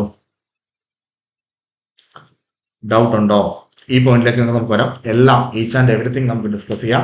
ഫസ്റ്റ് ഓഫ് ഓൾ ഇത് ക്ലിയർ ആണോ അല്ലയോ എന്ന് പറയും മക്കളെ. സെക്ഷൻ 22, അതായത് ഇൻകം ഫ്രം ഹൗസ് പ്രോപ്പർട്ടിയുടെ താക്കോൽ എന്ന് പറയുന്ന സെക്ഷൻ, കീ എന്ന് പറയുന്ന സെക്ഷൻ ക്ലിയർ ആണല്ലോ? മക്കളെ, നമ്മൾ സാലറി എന്ന് പറഞ്ഞ ഹെഡിൽ എങ്ങനെയാണോ പഠിച്ചത്, അതായത് ചാർജിങ് സെക്ഷൻ കണ്ടു, പിന്നെ എന്തിനാണ് ഇങ്ങനെ ഒരു ഹെഡ് വന്നത് എന്ന് കണ്ടു. അതേ അപ്രോച്ച് തന്നെയാണ് നമ്മൾ ഇവിടെ യൂസ് ചെയ്യാൻ പോകുന്നത്. എന്റെ രണ്ടാമത്തെ question, why this particular head? മക്കളെ, എന്തിനാണ് ഇൻകം ഫ്രം ഹൗസ് പ്രോപ്പർട്ടി എന്ന് പറഞ്ഞൊരു ഹെഡ് ക്രിയേറ്റ് ചെയ്തത്? സാർ ഓൾറെഡി തുടക്കം തന്നെ പറഞ്ഞു, ഇതൊരു ഈസിയാണ്, സിമ്പിൾ ആയിട്ടുള്ള, അധികം കൺസെപ്റ്റ്സ് ഇല്ലാത്ത, വലിയ ഇഷ്യൂസ് ഇല്ലാത്ത ഒരു ഹെഡ് ആണെന്ന് പറഞ്ഞു. പറഞ്ഞായിരുന്നല്ലോ. അപ്പൊ എന്തിനാണ് ഇങ്ങനെ ഒരു particular head income tax create ചെയ്തത്? അതിന് മാത്രം കോംപ്ലിക്കേറ്റഡ് ഏരിയ ഉണ്ടോ ഇതിനകത്ത്? മക്കളെ ഞാൻ ഒന്നുകൂടെ അത് എക്സാമ്പിൾ സഹിതം പറഞ്ഞു തരാം. മിസ്റ്റർ സിജിൻ വർഗീസ്, അതായത് ഞാൻ I earned ₹1 lakh as rent ആയിട്ട് ഞാൻ എത്ര ഏൺ ചെയ്തു? 1 ലക്ഷം രൂപ ഏൺ ചെയ്തു. മക്കളെ അങ്ങനെ ആണെങ്കിൽ 1 ലക്ഷം ഇൻറ്റു വാട്ട് ഈസ് എന്താണോ അതിന്റെ ടാക്സ് റേറ്റ് പെർസെൻറ്റേജ് എത്ര ആയിക്കോട്ടെ, ആ ടാക്സ് റേറ്റ് പെർസെൻറ്റേജ് അപ്ലൈ ചെയ്തിട്ട് അതിന്റെ പുറത്ത് ടാക്സ് അടച്ചാൽ പോരെ? സിമ്പിൾ അല്ലേ? റെന്റൽ ഇൻകം 1 ലക്ഷം രൂപ എനിക്ക് കിട്ടി, അതിന്റെ പുറത്ത് എത്രയാണോ ടാക്സ് റേറ്റ് വരുന്ന വാട്ടർ ഇറ്റ് അത് അപ്ലൈ ചെയ്യുക, ടാക്സ് അടയ്ക്കുക, ആ എമൗണ്ടിന്റെ പുറത്ത് എന്തെടുക്കുക? ടാക്സ് അടയ്ക്കുക. അങ്ങനെ ചെയ്താൽ പോരെ? അത്രയും സിമ്പിൾ ആയിരുന്നുവെങ്കിൽ എന്തിനാണ് ഇത്രയും സിമ്പിൾ ആയിട്ടൊരു കാര്യം ചെയ്യാൻ വേണ്ടി ഒരു പെർട്ടിക്കുലർ ഹെഡ് തന്നെ, അതിനുവേണ്ടി മാത്രം ഡെഡിക്കേറ്റഡ് ആയിട്ടുള്ള ഹെഡ് തന്നെ ഇൻകം ടാക്സ് ക്രിയേറ്റ് ചെയ്തത്? ചോദ്യം മനസ്സിലായോ? എന്തിനായിരിക്കും? Any idea? മക്കളെ സമയം എടുത്ത് ആലോചിച്ച് പറഞ്ഞാൽ മതി. എന്തിനായിരിക്കും? Think and say. എന്തിനായിരിക്കും?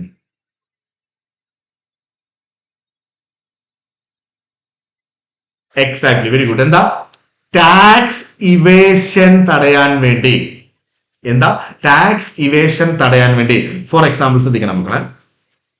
എനിക്ക് ഇവിടെ 1 ലക്ഷം രൂപ റെന്റ് കിട്ടി. സിജിൻ എന്ന എനിക്ക് എത്ര കിട്ടി? ₹1 lakh എന്ത് കിട്ടി? റെന്റ് കിട്ടി.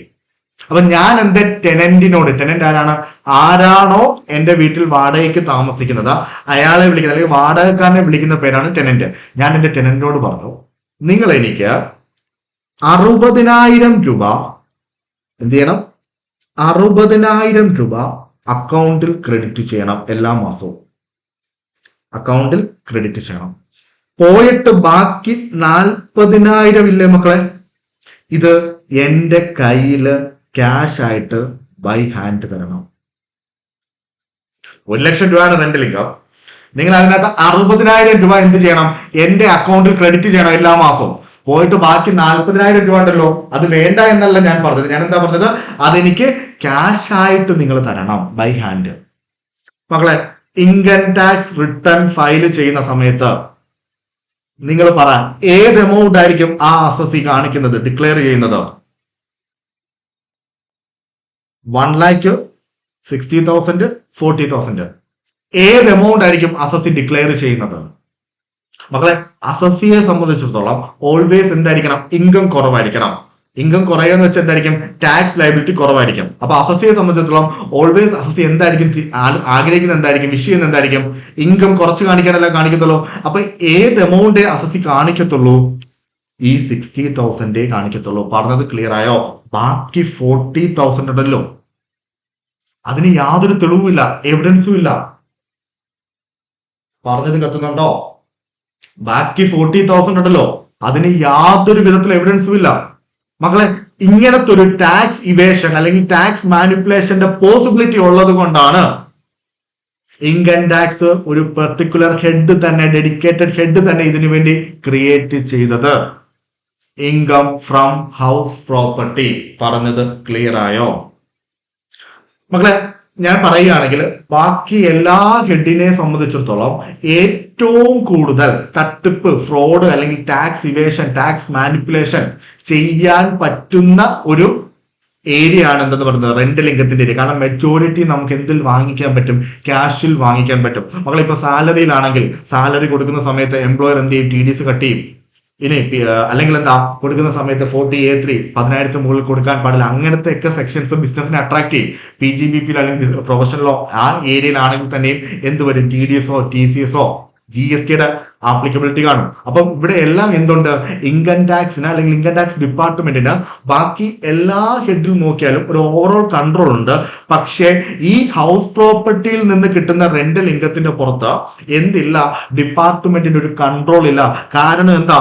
ഈ പറഞ്ഞതാണ്. അതായത് അസസിക്ക് ക്യാഷ് ആയിട്ട് അസസിക്ക് എന്ത് ചെയ്യാൻ പറ്റും? ക്യാഷ് ആയിട്ട് റെന്റൽ ഇൻകം വാങ്ങിച്ച് മാനിപ്പുലേറ്റ് ചെയ്യാൻ പറ്റും. ഇൻകം എന്ത് ചെയ്ത് കാണിക്കാൻ പറ്റും? കുറച്ച് കാണിക്കാൻ പറ്റും.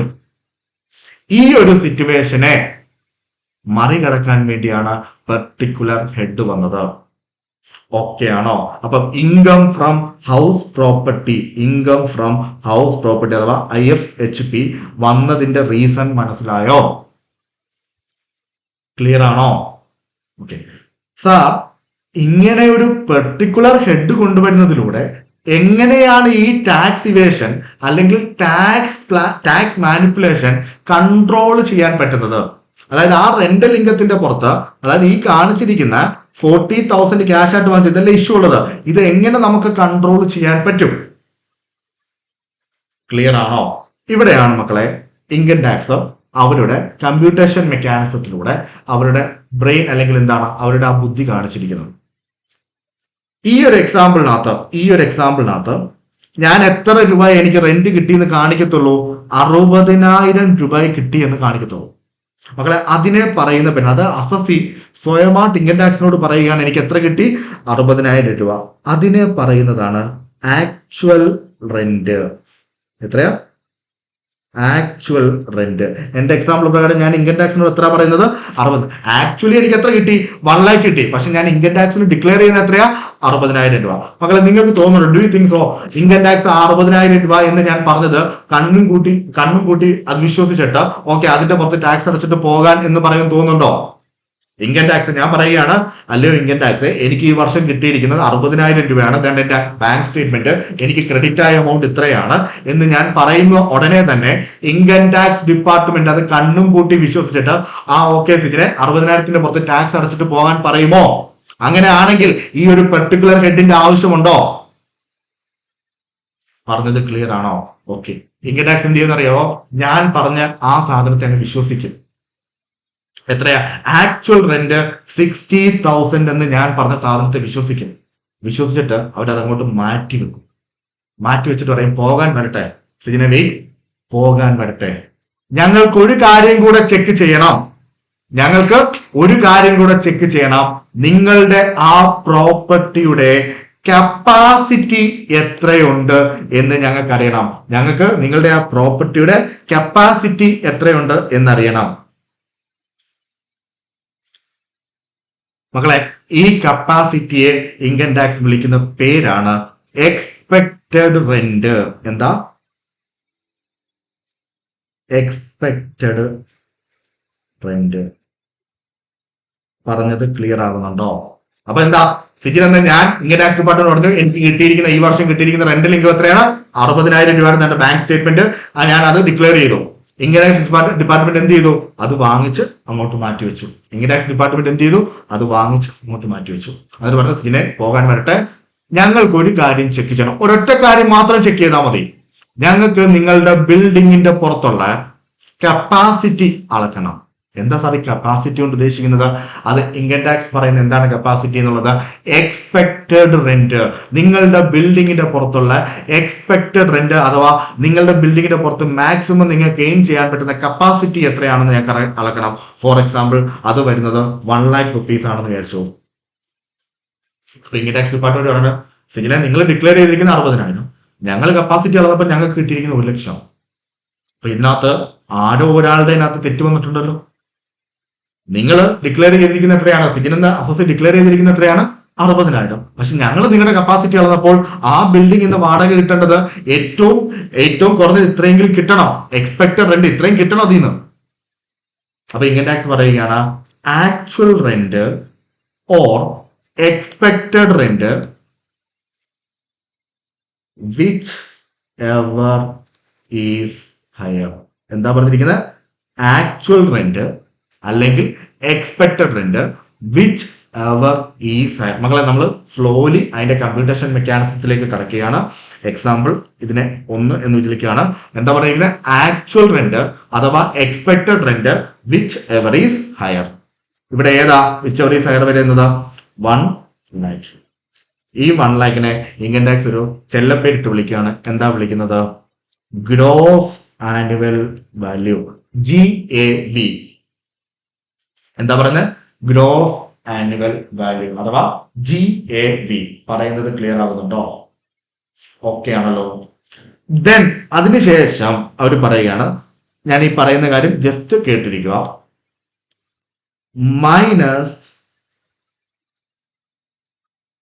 മുനിസിപ്പൽ ടാക്സ് ബ്രാക്കറ്റിൽ പെയ്ഡ്. മുനിസിപ്പൽ ടാക്സ് ബ്രാക്കറ്റിൽ പെയ്ഡ് ഫോർ എക്സാമ്പിൾ 10,000 rupees. അത് നമുക്ക് കുറയ്ക്കാം. അതായത് എന്തേ മുനിസിപ്പൽ ടാക്സ്? മക്കളെ വിഷമിക്കണ്ട, ഓരോ കാര്യങ്ങളും വളരെ ഡീറ്റെയിൽഡ് ആയിട്ട് ഇൻഡെപ്ത് ആയിട്ട് നമ്മൾ ഡിസ്കസ് ചെയ്യും. മുനിസിപ്പൽ ടാക്സിനെ കുറിച്ച് കുറെ നമുക്ക് സംസാരിക്കാനുണ്ട്. ഫോർ ദ ടൈം നിങ്ങൾ ഇത്രയും മനസ്സിലാക്കുക. എന്താ അസസി കൊണ്ടു കൊടുത്തിരിക്കുന്ന rent actual rent, income tax calculate ചെയ്തിരിക്കുന്ന expected rent, and income tax എന്ത് ചെയ്തു? Actual rent, expected rent, whichever is higher അതെടുത്തു. അതിനെ വിളിക്കുന്ന പേരാണ് എന്തെന്ന് പറയുന്നത്? ഗ്രോസ് ആനുവൽ വാല്യൂ എന്ന് പറയുന്നത്. ക്ലിയർ ആണോ? ആ ഗ്രോസ് ആനുവൽ വാല്യൂവിൽ നിന്ന് നമുക്ക് എന്ത് കുറയ്ക്കാം? മുനിസിപ്പൽ ടാക്സ് ബ്രാക്കറ്റിൽ ഓർത്തണം പെയ്ഡ്. അതായത് ആ ബിൽഡിങ്ങിന്റെ അപ്പുറത്ത് നമ്മൾ മുനിസിപ്പാലിറ്റിക്ക് അല്ലെങ്കിൽ എന്തെങ്കിലും ടാക്സ് പേ ചെയ്തിട്ടുണ്ടെങ്കിൽ, മുനിസിപ്പൽ ടാക്സ് പേ ചെയ്തിട്ടുണ്ടെങ്കിൽ, പ്രോപ്പർട്ടി ടാക്സ് പേ ചെയ്തിട്ടുണ്ടെങ്കിൽ അതെന്ത് ചെയ്യാം? കുറയ്ക്കാൻ പറ്റും. ക്ലിയർ ആണോ? അങ്ങനെ കുറച്ചിട്ട് നമുക്ക് കിട്ടുന്ന ഈ 19,000 ഉണ്ടല്ലോ, ഈ 19,000 വിളിക്കുന്നതാണ് ആനുവൽ വാല്യൂ. എന്താ? Annual value. ഈ പറഞ്ഞത് ക്ലിയർ ആണോ മക്കളെ? എങ്ങനെയാണ് ആ ടാക്സ് ഇവേഷനെ ഇൻകം ടാക്സ് ബ്ലോക്ക് ചെയ്തെന്ന് മനസ്സിലായോ? അസസി കൊണ്ടു കൊടുക്കുന്ന അല്ലെങ്കിൽ അസസി ഡിക്ലെയർ ചെയ്യുന്ന ആ റെന്റൽ ഇൻകം ടാക്സ് കണ്ണും കൂട്ടി വിശ്വസിക്കുകയാണോ ചെയ്യുന്നത്? അല്ല, അത് അവർ അക്സെപ്റ്റ് ചെയ്യുന്നുണ്ട്, അവർ മാറ്റി വെക്കുന്നുണ്ട്. മാറ്റി വെച്ചിട്ട് അവരെന്താ പറയുന്നത്? ഞങ്ങൾക്ക് നിങ്ങളുടെ ബിൽഡിങ്ങിന്റെ പുറത്തുള്ള ആക്ച്വൽ കപ്പാസിറ്റി അളക്കണം. ആ കപ്പാസിറ്റിയെ വിളിക്കുന്ന പേരാണ് എന്തെന്ന് പറയുന്നത്? എക്സ്പെക്ടഡ് റെന്റ് എന്ന് പറയുന്നത്. അപ്പം ആക്ച്വൽ റെന്റ് ഉണ്ട്, എക്സ്പെക്ടഡ് റെന്റ് ഉണ്ട്. വിച്ച് എവർ ഈസ് ഹയർ ഏതെടുക്കും? ഏതാണോ ഹയർ അതെടുക്കുക. അതിനെ വിളിക്കുന്ന പേരാണ് എന്തെന്ന് പറയുന്നത്? Gross annual value. ആ ഗ്രോസ് ആനുവൽ വാല്യൂവിൽ നിന്ന് നമുക്ക് എന്ത് കുറയ്ക്കാൻ പറ്റും? Municipal tax paid. ഓർത്ത് വെച്ചോണം, എന്താണെന്ന് ഞാൻ പറഞ്ഞുതരാം. മുനിസിപ്പൽ ടാക്സ് പെയ്ഡ്, മുനിസിപ്പൽ ടാക്സിനെ കുറിച്ച് ഡീറ്റെയിൽഡ് ആയിട്ട് ഡിസ്കസ് ചെയ്യും, പേടിക്കണ്ട. മുനിസിപ്പൽ ടാക്സ് പെയ്ഡ് കുറയ്ക്കണം. ബാലൻസ് വരുന്നതിനാണ് നമ്മൾ വിളിക്കുന്നത് എന്താണ്? Annual value. ക്ലിയർ ആണോ? ഇതിൽ നമുക്ക് 24A പ്രകാരം ബി പ്രകാരമുള്ള 2 ഡിഡക്ഷൻ, സ്റ്റാൻഡേർഡ് ഡിഡക്ഷൻ 30%, ഇൻട്രസ്റ്റും കുറയ്ക്കാം. ഇതെല്ലാം ഡീറ്റെയിൽഡ് ആയിട്ട് പഠിക്കും മക്കളെ. ഇതാണ് ഹൗസ് പ്രോപ്പർട്ടിയുടെ ബേസിക് കമ്പ്യൂട്ടേഷൻ ഫോർമാറ്റ് എന്ന് പറയുന്നത്. ഏറ്റവും ബേസിക് കമ്പ്യൂട്ടേഷൻ ഫോർമാറ്റ് എന്ന് പറയുന്നത്. ഇതിനകത്ത് എന്തെങ്കിലും ഡൗട്ട് ഉണ്ടോ? ഇതിനകത്ത് എന്തെങ്കിലും ഡൗട്ട് ഉണ്ടോ?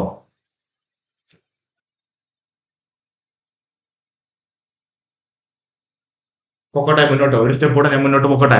ഞാൻ ഈ കമ്പ്യൂട്ടേഷൻ തന്നെ ഒന്ന് ഫർദർ ഇലാബറേറ്റ് ചെയ്യാൻ പോവുകയാണ് മക്കളെ. എക്സ്പെക്ടഡ് റെന്റ് എന്ന് സാറ് പറഞ്ഞു. ഇനി എങ്ങനെയാ സാറേ ഈ expected rent? Income tax department വീടിന്റെ അവിടെ വന്നിട്ട് കൈയും കെട്ടി ഇങ്ങനെ നോക്കി നിന്നിട്ട് ഇതിനൊരു 1,00,000 രൂപയുടെ വാല്യൂ കിട്ടും, അങ്ങനെയാണോ അവർ കണ്ടുപിടിക്കുന്നത്? അതിനൊരു പ്രോപ്പർ ചാനൽ അല്ലെങ്കിൽ പ്രോപ്പർ മെക്കാനിസം കാണുമല്ലോ. ഓക്കെ സാർ, എന്താണ് ആ മെക്കാനിസം അല്ലെങ്കിൽ എന്താണ് ആ പ്രോപ്പർ ചാനൽ കൊണ്ട് ഉദ്ദേശിക്കുന്നത്? അവർ പറയുകയാണ്, ഫസ്റ്റ്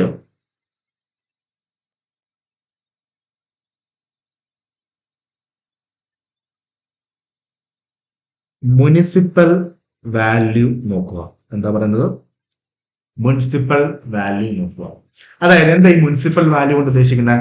നിങ്ങളുടെ പ്രോപ്പർട്ടി നിൽക്കുന്ന ലോക്കൽ അതോറിറ്റി അല്ലെങ്കിൽ മുനിസിപ്പാലിറ്റി, അത് ആ മുനിസിപ്പാലിറ്റിയോ പഞ്ചായത്തോ അല്ലെങ്കിൽ ലോക്കൽ അതോറിറ്റി എന്തോ ആയിക്കോട്ടെ, അവര് നിങ്ങളുടെ ബിൽഡിങ്ങിന് ഒരു വാല്യൂ ചെയ്തിട്ടുണ്ടായിരിക്കും. അതായത് ഇത്ര രൂപ അതിന്റെ പുറത്ത് റെന്റ് കിട്ടും. സ്ക്വയർ ഫീറ്റിന്റെ അടിസ്ഥാനത്തിൽ നമ്മളെല്ലാം മക്കളെ മുനിസിപ്പാലിറ്റി നമ്മുടെ വീടിന് അല്ലെങ്കിൽ ബിൽഡിങ്ങിന് നമ്പർ കിട്ടാൻ വേണ്ടി നമ്മളുടെ ഡീറ്റെയിൽസ് എല്ലാം അവിടെ കൊടുത്തിട്ടുണ്ടായിരിക്കുമല്ലോ. എത്ര സ്ക്വയർ ഫീറ്റ് ഉണ്ട്, എത്ര കാര്യങ്ങളുണ്ടെന്നൊക്കെ ഉള്ളത്. അപ്പൊ അതിന്റെ അടിസ്ഥാനത്തിൽ ഈ സ്ക്വയർ ഫീറ്റിൽ ഈ ഏരിയയിൽ വരുന്ന ബിൽഡിങ്ങിന് ഇത്ര രൂപ വാടക കിട്ടും, അല്ലെങ്കിൽ മുനിസിപ്പൽ വാല്യൂ, മുനിസിപ്പാലിറ്റി അല്ലെങ്കിൽ ലോക്കൽ അതോറിറ്റി ഡിസൈഡ് ചെയ്തിരിക്കുന്ന വാല്യൂ ആണ് മുനിസിപ്പൽ വാല്യൂ എന്ന് പറയുന്നത്. ഫോർ എക്സാമ്പിൾ, എന്റെ ബിൽഡിങ്ങിന് മുനിസിപ്പൽ വാല്യൂ, മുനിസിപ്പാലിറ്റി ഇട്ടിരിക്കുന്ന വാല്യൂ, റെന്റൽ വാല്യൂ എന്ന് പറയുന്നത് 1,50,000 ആണ് എന്ന് വിചാരിക്കുക. അപ്പം ഇൻകം ടാക്സ് ഡിപ്പാർട്ട്മെന്റ് എന്ത് പറഞ്ഞു? ആദ്യമേ പോയിട്ട് നിങ്ങൾ നിൽക്കുന്ന ഏത് ലോക്കൽ അതോറിറ്റി ആണോ, മുനിസിപ്പാലിറ്റി, പഞ്ചായത്ത് ഏതാണോ, അവിടെ നിങ്ങളുടെ ബിൽഡിങ്ങിന് നിങ്ങളുടെ സ്ക്വയർ ഫീറ്റ് അനുസരിച്ച് എത്രയാണോ വാടക വരുന്നത് അതെടുക്കുക. ഓക്കെ, അതാണോ സാർ എക്സ്പെക്ടഡ് റെന്റ്? അല്ല. അപ്പൊ മുനിസിപ്പാലിറ്റി അവർ പറയുകയാണ്, ഇൻകം ടാക്സ് ഡിപ്പാർട്ട്മെന്റ് പറയണ ഒരു കാര്യം കൂടെ ചെയ്യും. നിങ്ങളുടെ ബിൽഡിംഗ് നിൽക്കുന്ന സ്ഥലത്തുള്ള ഫെയർ റെന്റൽ വാല്യൂ കൂടെ നോക്കുക. ഫെയർ റെന്റൽ വാല്യൂ കൂടെ നോക്കുക. എന്താ സാർ ഈ ഫെയർ റെന്റൽ വാല്യൂ നോക്കുന്നത്? അതായത് ഫോർ എക്സാമ്പിൾ, എന്റെ ബിൽഡിങ്, എന്റെ വീടിന്റെ സ്ക്വയർ ഫീറ്റ് എന്ന് പറയുന്നത് 2500 സ്ക്വയർ ഫീറ്റ് ആണുള്ളത്. അപ്പം അതേ സ്ക്വയർ ഫീറ്റിൽ അല്ലെങ്കിൽ അതിന് സമമായിട്ട് അതിന് തുല്യമായിട്ട് അല്ലെങ്കിൽ അതേ ആ ഒരു സിമിലർ ആയിട്ട് വരുന്ന സ്ക്വയർ ഫീറ്റിൽ അതേ ഡിസൈനിൽ അതേ ഏരിയയിൽ സെയിം ഏരിയയിൽ അല്ലെങ്കിൽ അതിന് സിമിലർ ആയിട്ടുള്ള ഏരിയയിൽ അങ്ങനത്തെ ഒരു ബിൽഡിങ്ങിന് എത്രയാണോ വാടക വരുന്നത് അതെടുക്കാൻ. ഫോർ എക്സാമ്പിൾ എന്റെ ബിൽഡിങ്ങിന് 2500 സ്ക്വയർ 2500 സ്ക്വയർ ഫീറ്റ് ആണ് വരുന്നത് വിചാരിക്കുക. അപ്പം അതിന് തുല്യമായിട്ട് അല്ലെങ്കിൽ അതിനോട് അടുത്ത് വരുന്ന സ്ക്വയർ ഫീറ്റ് ഉള്ള അതേ ഏരിയയിലുള്ള മറ്റു വീടിന് എത്രയാണോ സെയിം ഡിസൈൻ തന്നെ വരണം നിർബന്ധമില്ലല്ലോ, ഒരേപോലെ തന്നെ വീട് വരണം നിർബന്ധം പറ്റുമോ? പറ്റത്തില്ല.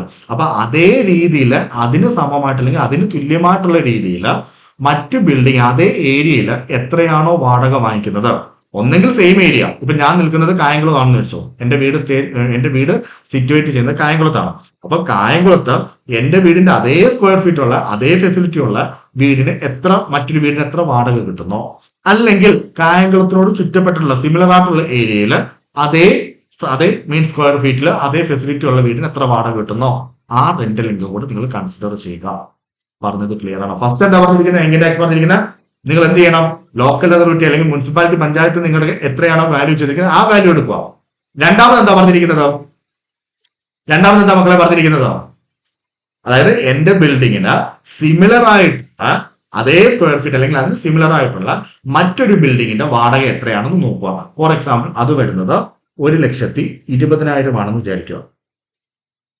മക്കളെ ഇൻകം ടാക്സിന് ശ്രദ്ധിച്ചേ, ഇൻകം ടാക്സിന് ടാക്സ് അങ്ങോട്ട് കിട്ടണമെന്നാണ് ആഗ്രഹം, ടാക്സ് കുറയണമെന്നാണ് ആഗ്രഹം? ടാക്സ് കിട്ടണമെന്നാണ്. ടാക്സ് കിട്ടണമെങ്കിൽ എന്ത് ചെയ്യണം? ഇൻകം കൂടണമെന്നാണ് ആഗ്രഹം, ഇൻകം കുറയണമെന്നാണ് ആഗ്രഹം? Income tax department point of വ്യൂല് അവർക്ക് ഇൻകം കൂടണമെന്നാണ് ആഗ്രഹം, ഇൻകം കുറയണമെന്നാണ് ആഗ്രഹം?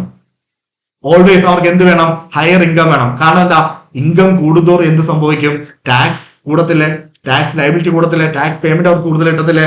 അപ്പൊ അവര് പറഞ്ഞു ഇത് തമ്മിൽ കമ്പയർ ചെയ്തിട്ട്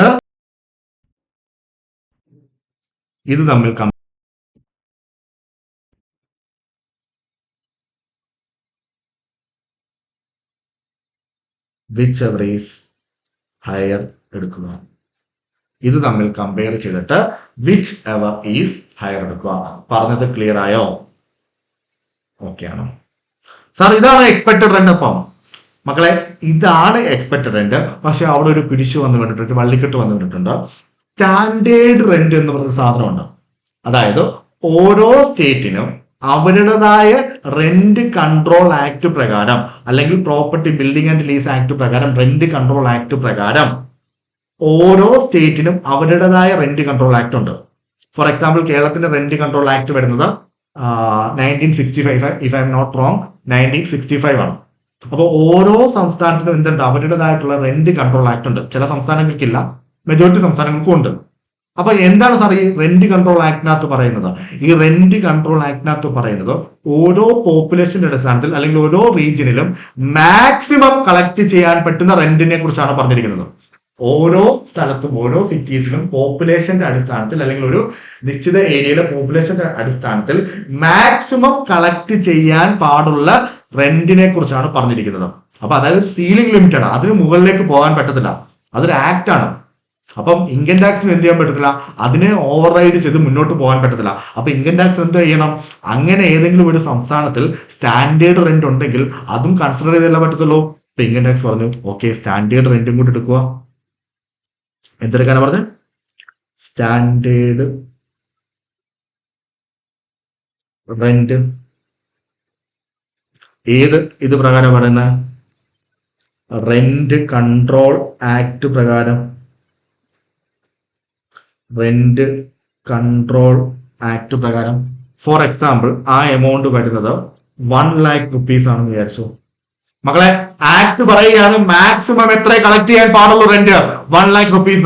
ഇൻകം ടാക്സിനും അതിന് മുകളിലേക്ക് പോകാൻ പാടില്ല. ഇൻകം ടാക്സിന് മാക്സിമം എത്ര എടുക്കാൻ പാടുള്ളൂ? 1 lakh എടുക്കാൻ പാടുള്ളൂ. കാരണം സ്റ്റാൻഡേർഡ് റെന്റ് കൺട്രോൾ ആക്ട് പ്രകാരം വന്നിരിക്കുന്നതാണ്. അപ്പൊ അതിനെ വയലേറ്റ് ചെയ്യാൻ പാടില്ല. അപ്പൊ ഇൻകം ടാക്സ് എന്ത് പറഞ്ഞത് അറിയാവോ? നിങ്ങൾ ഇതിനകത്ത് 1,50,000, 1,20,000 വിച്ചവർ ഈസ് ഹയർ ഏതെടുത്തായിരുന്നു? 1,50,000 എടുത്തില്ലേ? അതും ഈ സ്റ്റാൻഡേർഡ് റെന്റ് ഉണ്ടല്ലോ, ഇത് തമ്മിൽ കമ്പയർ ചെയ്തിട്ട് വിച്ച് എവർ ഈസ് ലോവർ എടുക്കുക. എന്താ? വിച്ച് എവർ ഈസ് ലോവർ എടുക്കുക. അതിന്റെ അർത്ഥം എന്താ? അപ്പൊ സ്റ്റാൻഡേർഡ് റെന്റിനെ, റെന്റ് കൺട്രോൾ ആക്ട് പ്രകാരമുള്ള സ്റ്റാൻഡേർഡ് റെന്റിനെ നമ്മൾ എന്ത് ചെയ്യുന്നുണ്ട്? റെസ്പെക്ട് ചെയ്യുന്നുണ്ടല്ലോ. അങ്ങനെ വരുമ്പോൾ എത്രയായിരിക്കും മക്കളെ വരുന്നത്? 1 lakh.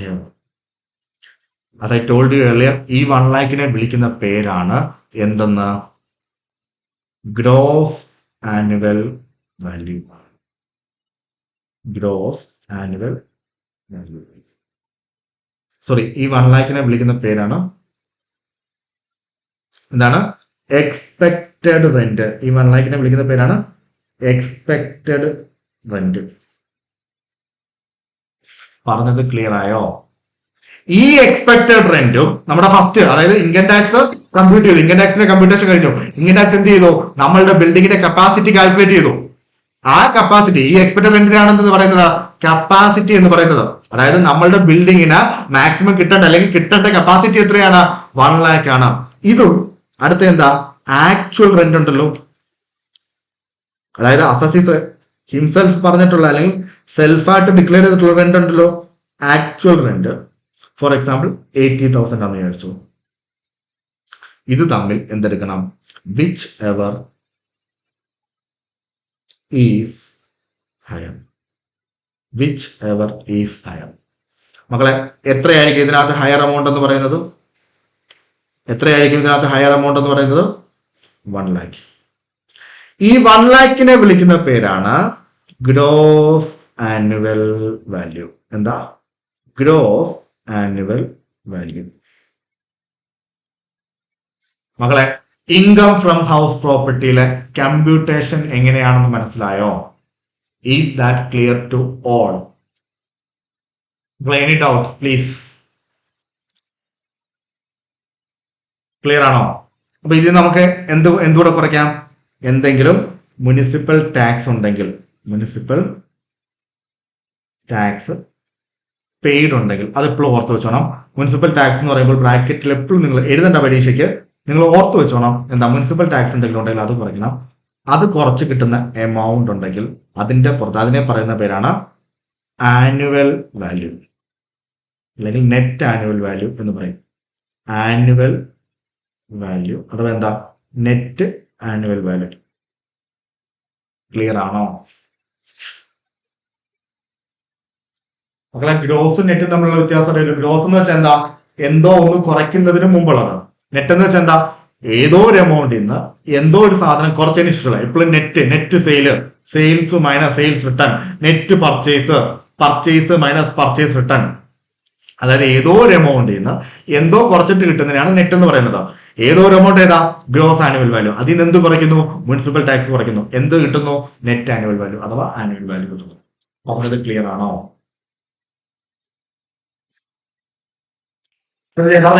അപ്പൊ എങ്ങനെയാ ഇൻകം ടാക്സ് ആ ഒരു ടാക്സ് ഇവേഷനെ വളരെ ബ്രില്യന്റ് ആയിട്ട് സ്റ്റോപ്പ് ചെയ്തത് എങ്ങനെയാണ്?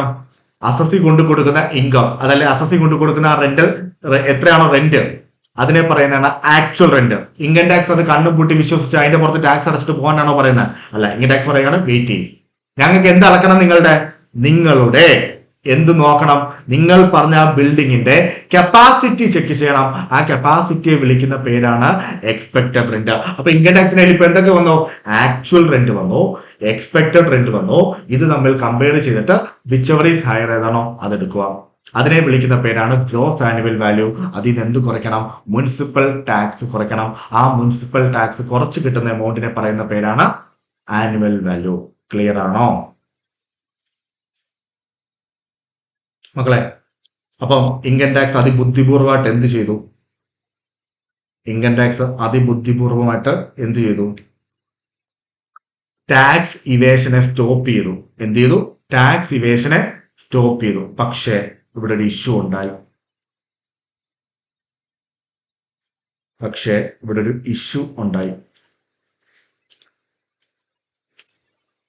ഇവിടെ ഒരു ഇഷ്യൂ ഉണ്ടായി. Think and say. ഇവിടെ ഒരു ഇഷ്യൂ ഉണ്ടായി. ഇൻകം ടാക്സ് ഇങ്ങനത്തെ ഒരു ബുദ്ധി കാണിച്ചപ്പോൾ ഇവിടെ വേറൊരു പ്രശ്നം ഉണ്ടായി. എന്തായിരിക്കും?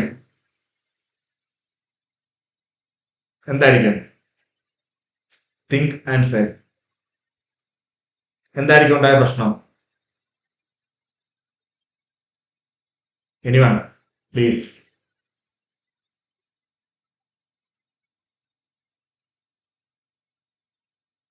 Any idea? മക്കളെ, first of all expected rent എന്ന കൺസെപ്റ്റ് മനസ്സിലായി, എന്തിനാ വന്നതെന്ന് മനസ്സിലായല്ലോ. ടാക്സ് ഇവേഷൻ, അത് അസസി പറയുന്നത് കണ്ണും കൂട്ടി വിശ്വസിക്കാൻ പറ്റത്തില്ല. കാരണം ഇവിടെ ഏറ്റവും കൂടുതൽ ഈ ഹെഡിൽ നടക്കുന്ന എന്താ, ക്യാഷ് ട്രാൻസാക്ഷൻ നടക്കും. അപ്പൊ ഇൻകം ടാക്സ് ഡിപ്പാർട്ട്മെന്റ് കൺട്രോൾ ഇല്ലാത്തൊരു ഹെഡാണിത്. അപ്പൊ അതിനെ എന്താണ് ഓവർ റൈഡ് ചെയ്യാൻ വേണ്ടിയാണ് അവർ എന്ത് ചെയ്തിരിക്കുന്നത്, എക്സ്പെക്ടഡ് റെന്റ് എന്ന സാധനം കൊണ്ടുവന്നിരിക്കുന്നത്, അതായത് കപ്പാസിറ്റി. പക്ഷെ അങ്ങനെ ചെയ്തപ്പോൾ ഇവിടെ ഒരു ഇഷ്യൂ ഉണ്ടായി. എന്തായിരിക്കും ഞാൻ പറയട്ടെ, ശ്രദ്ധിച്ചോണം. Don't you think that the property where you are staying currently also has some potential to earn rental income? I repeat, don't you think that the property where you are staying currently also has some potential to earn rental income? നിങ്ങൾ ഇപ്പൊ താമസിക്കുന്ന നിങ്ങളുടെ വീടുണ്ടല്ലോ, അതിനും ഒരു capacity കാണത്തില്ലേ? Rental income earn ചെയ്യാൻ. മക്കളെ, നമ്മൾ എല്ലാവരും താമസിക്കുന്ന വീടിന് മുനിസിപ്പൽ വാല്യൂ കാണത്തില്ലേ? അതിന് സമമായിട്ടുള്ള അതേ ഏരിയ വരുന്ന അല്ലെങ്കിൽ അതേ സ്ക്വയർ ഫീറ്റ് വരുന്ന അതിന് തുല്യമായിട്ടുള്ള മറ്റൊരു വീടിന്റെ വാടക കാണത്തില്ലേ? സ്റ്റാൻഡേർഡ് റെന്റ് ഉണ്ടെങ്കിൽ റെന്റ് കാണത്തില്ലേ? എക്സ്പെക്ടഡ് റെന്റ് കിട്ടത്തില്ലേ? ഇൻകം ടാക്സ് എന്താ പറഞ്ഞിരിക്കുന്നത്? ഇൻകം ടാക്സ് ഇത്ര മാത്രമേ പറഞ്ഞിട്ടുള്ളൂ. എന്താ? എക്സ്പെക്ടഡ് റെന്റ്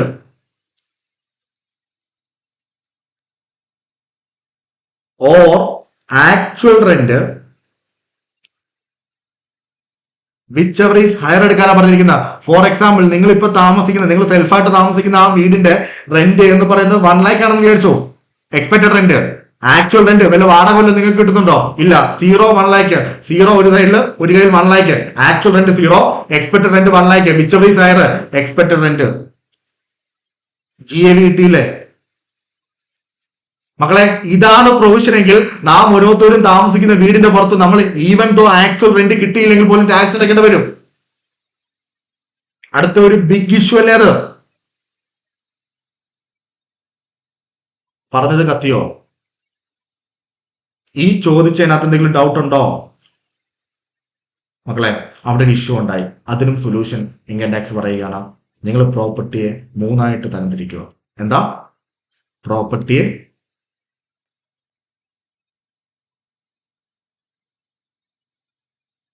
പ്രോപ്പർട്ടിയെ 3 ക്ലാസിഫൈ ചെയ്യുക. ഫസ്റ്റ് വൺ, ആദ്യത്തെ പ്രോപ്പർട്ടിക്ക് നിങ്ങളൊരു ചെല്ലപ്പേര് കൊടുക്കുക, സെൽഫ് ഒക്കുപ്പൈഡ് പ്രോപ്പർട്ടി. മക്കൾ ഒന്നും എഴുതണ്ട, എല്ലാം PDF-നകത്തുണ്ട്. ആദ്യത്തെ പ്രോപ്പർട്ടിക്ക് നിങ്ങളൊരു ചെല്ലപ്പേര് കൊടുക്കുക, എന്താ? Self occupied property. രണ്ടാമത്തെ പ്രോപ്പർട്ടിക്ക് നിങ്ങൾ കൊടുക്കുക ലെറ്റ് ഔട്ട് പ്രോപ്പർട്ടി. മൂന്നാമത്തത് എന്താണെന്ന് ഞാൻ പറഞ്ഞു തരാം. അപ്പൊ നിങ്ങൾ എന്താ പറഞ്ഞിരിക്കുന്നത്, ഇൻകം ടാക്സ് എന്താ പറഞ്ഞിരിക്കുന്നത്? ഓക്കെ, അവിടെ ഒരു ഇഷ്യൂ ഉണ്ടായി, നമുക്ക് പരിഹരിക്കണം അത്. പ്രോപ്പർട്ടിയെ നിങ്ങൾ എന്തായിട്ട് തരംതിരിക്കണം? അത് നിങ്ങളുടെ ബിൽഡിങ്ങിന്, നിങ്ങളുടെ വീടിന് അല്ലെങ്കിൽ നിങ്ങളുടെ ആ പ്രോപ്പർട്ടിയെ നിങ്ങൾ എന്തായിട്ട് തരംതിരിക്കണം? 3 തരംതിരിക്കുക. Self occupied property, let out property, മൂന്നാമത്തെ പേരറിയാത്തൊരു പ്രോപ്പർട്ടി. അതെന്താണ് കുറച്ച് കഴിയുമ്പോഴത്തേക്ക് ഞാൻ പറഞ്ഞത്. മക്കളെ, എന്താ ഈ സെൽഫ് ഒക്കുപ്പൈഡ് പ്രോപ്പർട്ടി എന്ന് പറയുന്നത്? നാം ഓരോരുത്തരും താമസിക്കുന്ന നമ്മളുടെ വീട് സെൽഫായിട്ട് സ്വന്തമായിട്ട് ഒക്കുപ്പൈ ചെയ്യുന്നു. വാടകയ്ക്ക് കൊടുത്തിട്ടില്ല. നമ്മൾ നമ്മുടെ ആവശ്യത്തിന് വേണ്ടി ഉപയോഗിക്കുന്നു. അതിനെയാണ് എന്തെന്ന് പറയുന്നത്? Self occupied house property. അത് ഇൻകം ടാക്സ് പറഞ്ഞു, ആ സെൽഫ് ഒക്കുപ്പൈഡ് ഹൗസ് പ്രോപ്പർട്ടിയുടെ ശ്രദ്ധിച്ചേ, ഇതല്ലേ വിഷയം. Expected rent or actual rent whichever is higher എടുക്കുമ്പോൾ ഗ്രോസ് ആനുവൽ വാല്യൂ കിട്ടത്തില്ലേ? അവര് പറഞ്ഞു gross annual value is equal to nil. Gross annual value is equal to nil. മക്കളെ, ഗ്രോസ് ആനുവൽ വാല്യൂ നിൽ ആണെങ്കിൽ ഒബ്വിയസ്ലി ആനുവൽ വാല്യൂ എന്തായിരിക്കും? നില്ലായിരിക്കുമല്ലോ. പ്രശ്നം പരിഹരിച്ചില്ലേ? പരിഹരിച്ചു. ഇനി എന്താ സാർ ലെറ്റ് ഔട്ട് പ്രോപ്പർട്ടി?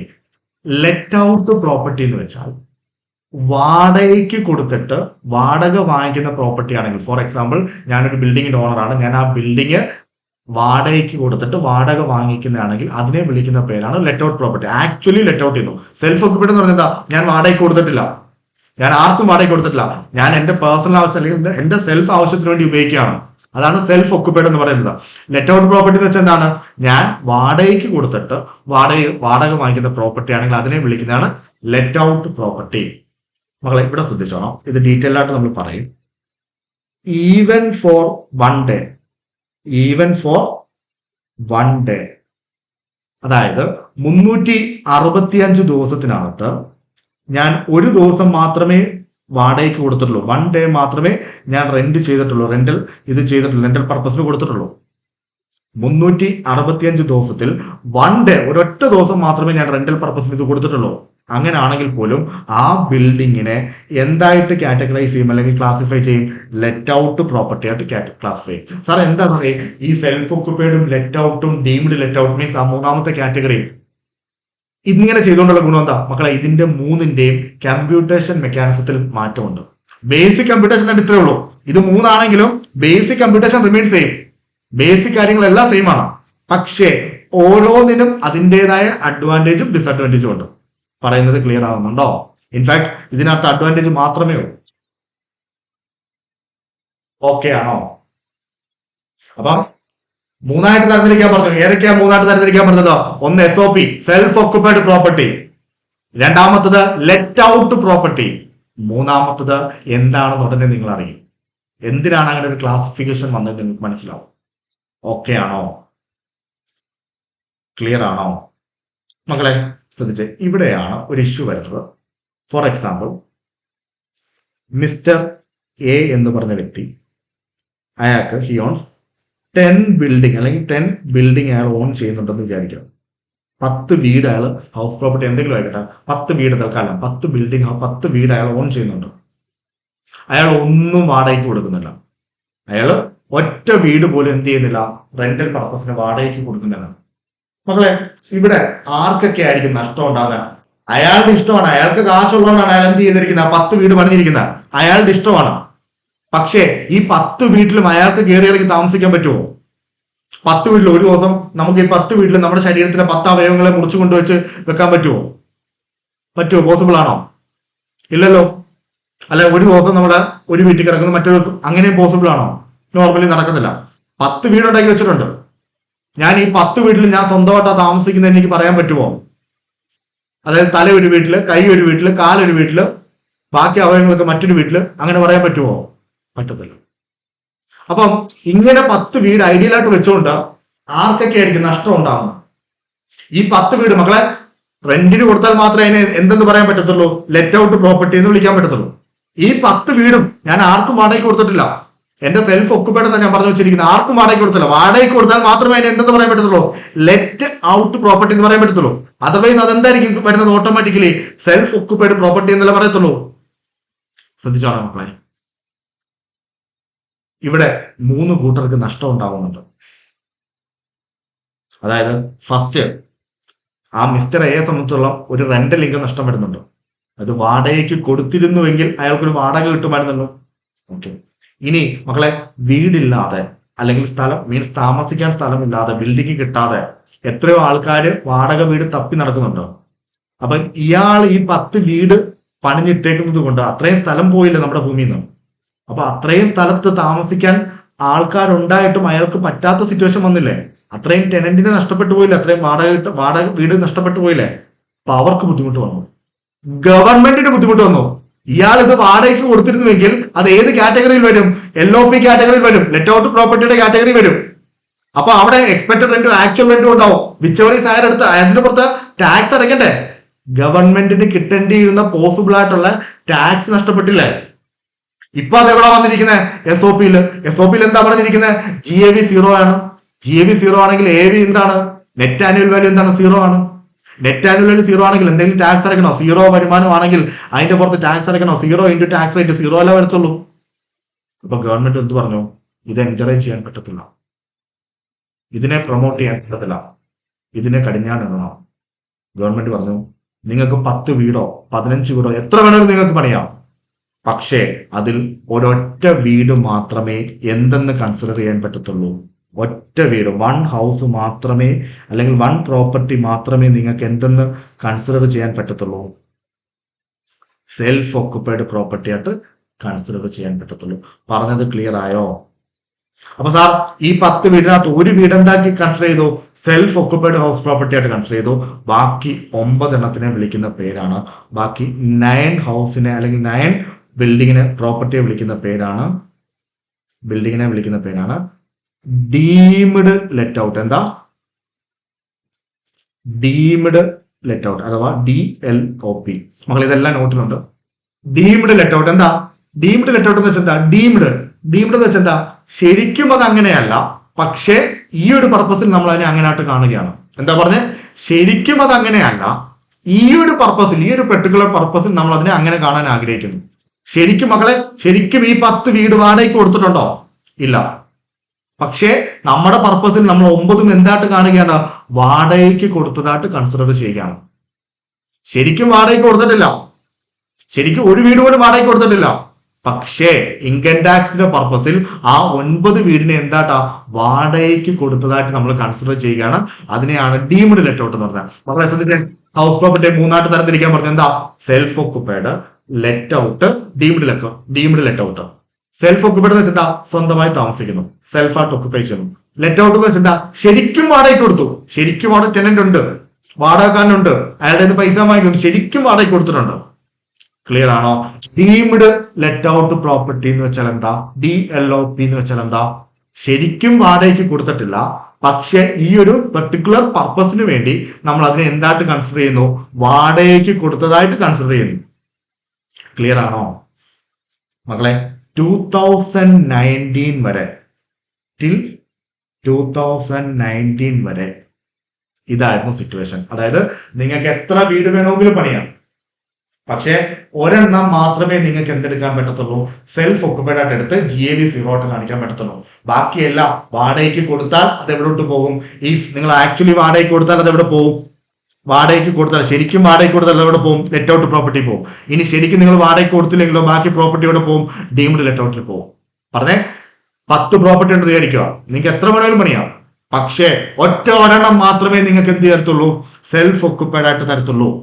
ബാക്കി എത്ര പ്രോപ്പർട്ടി ഉണ്ടെങ്കിലും നിങ്ങൾ ശരിക്കും വാടകയ്ക്ക് കൊടുത്താൽ അത് എവിടെ പോകും? ലെറ്റ് ഔട്ട് പ്രോപ്പർട്ടിയിൽ പോകും. ശരിക്കും വാടകയ്ക്ക് കൊടുത്തിട്ടില്ലെങ്കിലോ ഡീംഡ് ലെറ്റ് ഔട്ടിൽ പോകും. ക്ലിയർ ആണോ? ഇതായിരുന്നു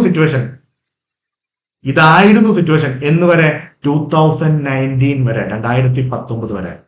2019 ഇന്ററിം ബഡ്ജറ്റില് ഫിനാൻസ് മിനിസ്റ്റർ ആയിരുന്ന പീയൂഷ് ഗോയൽ സാറ്, അദ്ദേഹം ഒരു ചാർട്ടേഡ് അക്കൗണ്ടന്റ് കൂടെയാണ്. എനിക്ക് തോന്നുന്നു AR 203 if I'm not wrong, AR 203 എന്തോ ആണ്, സിംഗിൾ ഡിജിറ്റ് ആണ്, റാങ്ക് ഹോൾഡർ ആണ്, ചാർട്ടേഡ് അക്കൗണ്ടന്റ് ആണ് പീയൂഷ് ഗോയൽ. ഇന്ററിം ബഡ്ജറ്റിന്, അതായത് ഇലക്ഷന് മുമ്പുള്ള ബഡ്ജറ്റിനകത്ത് ഈ 1 എന്നുള്ളത് അവർ മാറ്റിയിട്ട്, BJP സർക്കാർ അവർ മാറ്റിയിട്ട് ഇൻസ്റ്റെഡ് ഓഫ് 1 അവർ എത്രയാക്കി? 2 എന്നാക്കി. പറഞ്ഞത് മനസ്സിലായോ? 1 എന്ന് പറഞ്ഞ ഏതിലാ? 2019 മുമ്പാണ് നിങ്ങൾ പഠിക്കുന്നതെങ്കിൽ എത്ര കിട്ടത്തുള്ളൂ? 10 വീടുണ്ടെങ്കിൽ ഒരു വീട് സെൽഫ് ഓക്കുപ്പൈഡ്, ബാക്കി 9 എന്താണ്? ലെറ്റ് ഔട്ട് അല്ലെങ്കിൽ ഡീംഡ് ലെറ്റ് ഔട്ട്. ഇതിൽ ഏതെങ്കിലും ഒരിടത്ത് വരും, ലെറ്റ് ഔട്ടിലോ ഡീംഡ് ലെറ്റ് ഔട്ടിലോ എവിടെയെങ്കിലും വരും. കാരണം ഒരെണ്ണം മാത്രമേ എന്തെടുക്കാൻ പറ്റത്തുള്ളൂ? സെൽഫ് ഓക്കുപ്പൈഡിനകത്ത് എടുക്കാൻ പറ്റത്തുള്ളൂ. സെൽഫ് ഓക്കുപ്പൈഡ് എടുത്താൽ ബെനിഫിറ്റ് ആണ്. കാരണം എന്താ? GAV 0 ആണ്. GAV 0 ആണെങ്കിൽ എന്ത് 0 ആണ്? ആനുവൽ വാല്യൂ 0 ആണ്. മറ്റടുത്ത സിറ്റുവേഷൻ അതല്ല. പറഞ്ഞത് ക്ലിയർ ആയോ? പക്ഷെ 2019 ശേഷം 19 ഇന്ററിം ബഡ്ജറ്റിൽ finance minister Piyush Goyal sir എന്ത് ചെയ്തു? ഈ 1 എന്നുള്ളത് എന്താക്കി മാറ്റി? 2 ആക്കി മാറ്റി. അതായത് ഇനി മുതൽ നിങ്ങൾക്ക് എത്ര വീടുണ്ടെങ്കിലും 2 വീട് വരെ എന്താക്കി കാണിക്കാം? സെൽഫ് ഓക്കുപ്പൈഡ് ഹൗസ് പ്രോപ്പർട്ടി ആയിട്ട് കാണിക്കാം. ബാക്കിയുള്ളതിനെ എവിടെ കൊണ്ടുവിടണം? ഒന്നെങ്കിൽ നിങ്ങൾ ആക്ച്വലി വാടകയ്ക്ക് കൊടുത്തിട്ടുണ്ടെങ്കിൽ ലെറ്റ് ഔട്ട്, അല്ലെങ്കിൽ ഡീംഡ് ലെറ്റ് ഔട്ട്. അങ്ങനെയാണെങ്കിൽ ഈ എക്സാമ്പിൾ പ്രകാരം ഇവിടെ ഈ രണ്ടിടത്ത് അല്ലെങ്കിൽ എവിടെയെങ്കിലും എത്ര വരും? 8 എണ്ണം വരും, 8 ബിൽഡിംഗ് വരും. ആക്ച്വലി വാടകയ്ക്ക് കൊടുത്തിട്ടുണ്ടെങ്കിൽ ഇവിടെ 8 വരും. ലെറ്റ് ഔട്ട് ആക്ച്വലി വാടകയ്ക്ക് കൊടുത്തിട്ടില്ലെങ്കിൽ 8, ബാക്കിയുള്ള 8 പ്രോപ്പർട്ടി ഇവിടെ വരും. പറഞ്ഞത് മനസ്സിലായോ? ക്ലിയർ ആണോ മക്കളെ?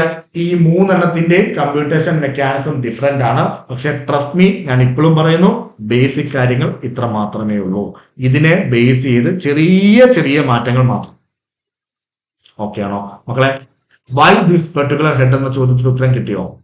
ഉത്തരം കിട്ടിയിട്ടുണ്ടെങ്കിൽ ട്രസ്റ്റ് മീ, ഈ ചാപ്റ്ററിന്റെ ഏകദേശം ഒരു 60% കംപ്ലീറ്റ് ആണ്.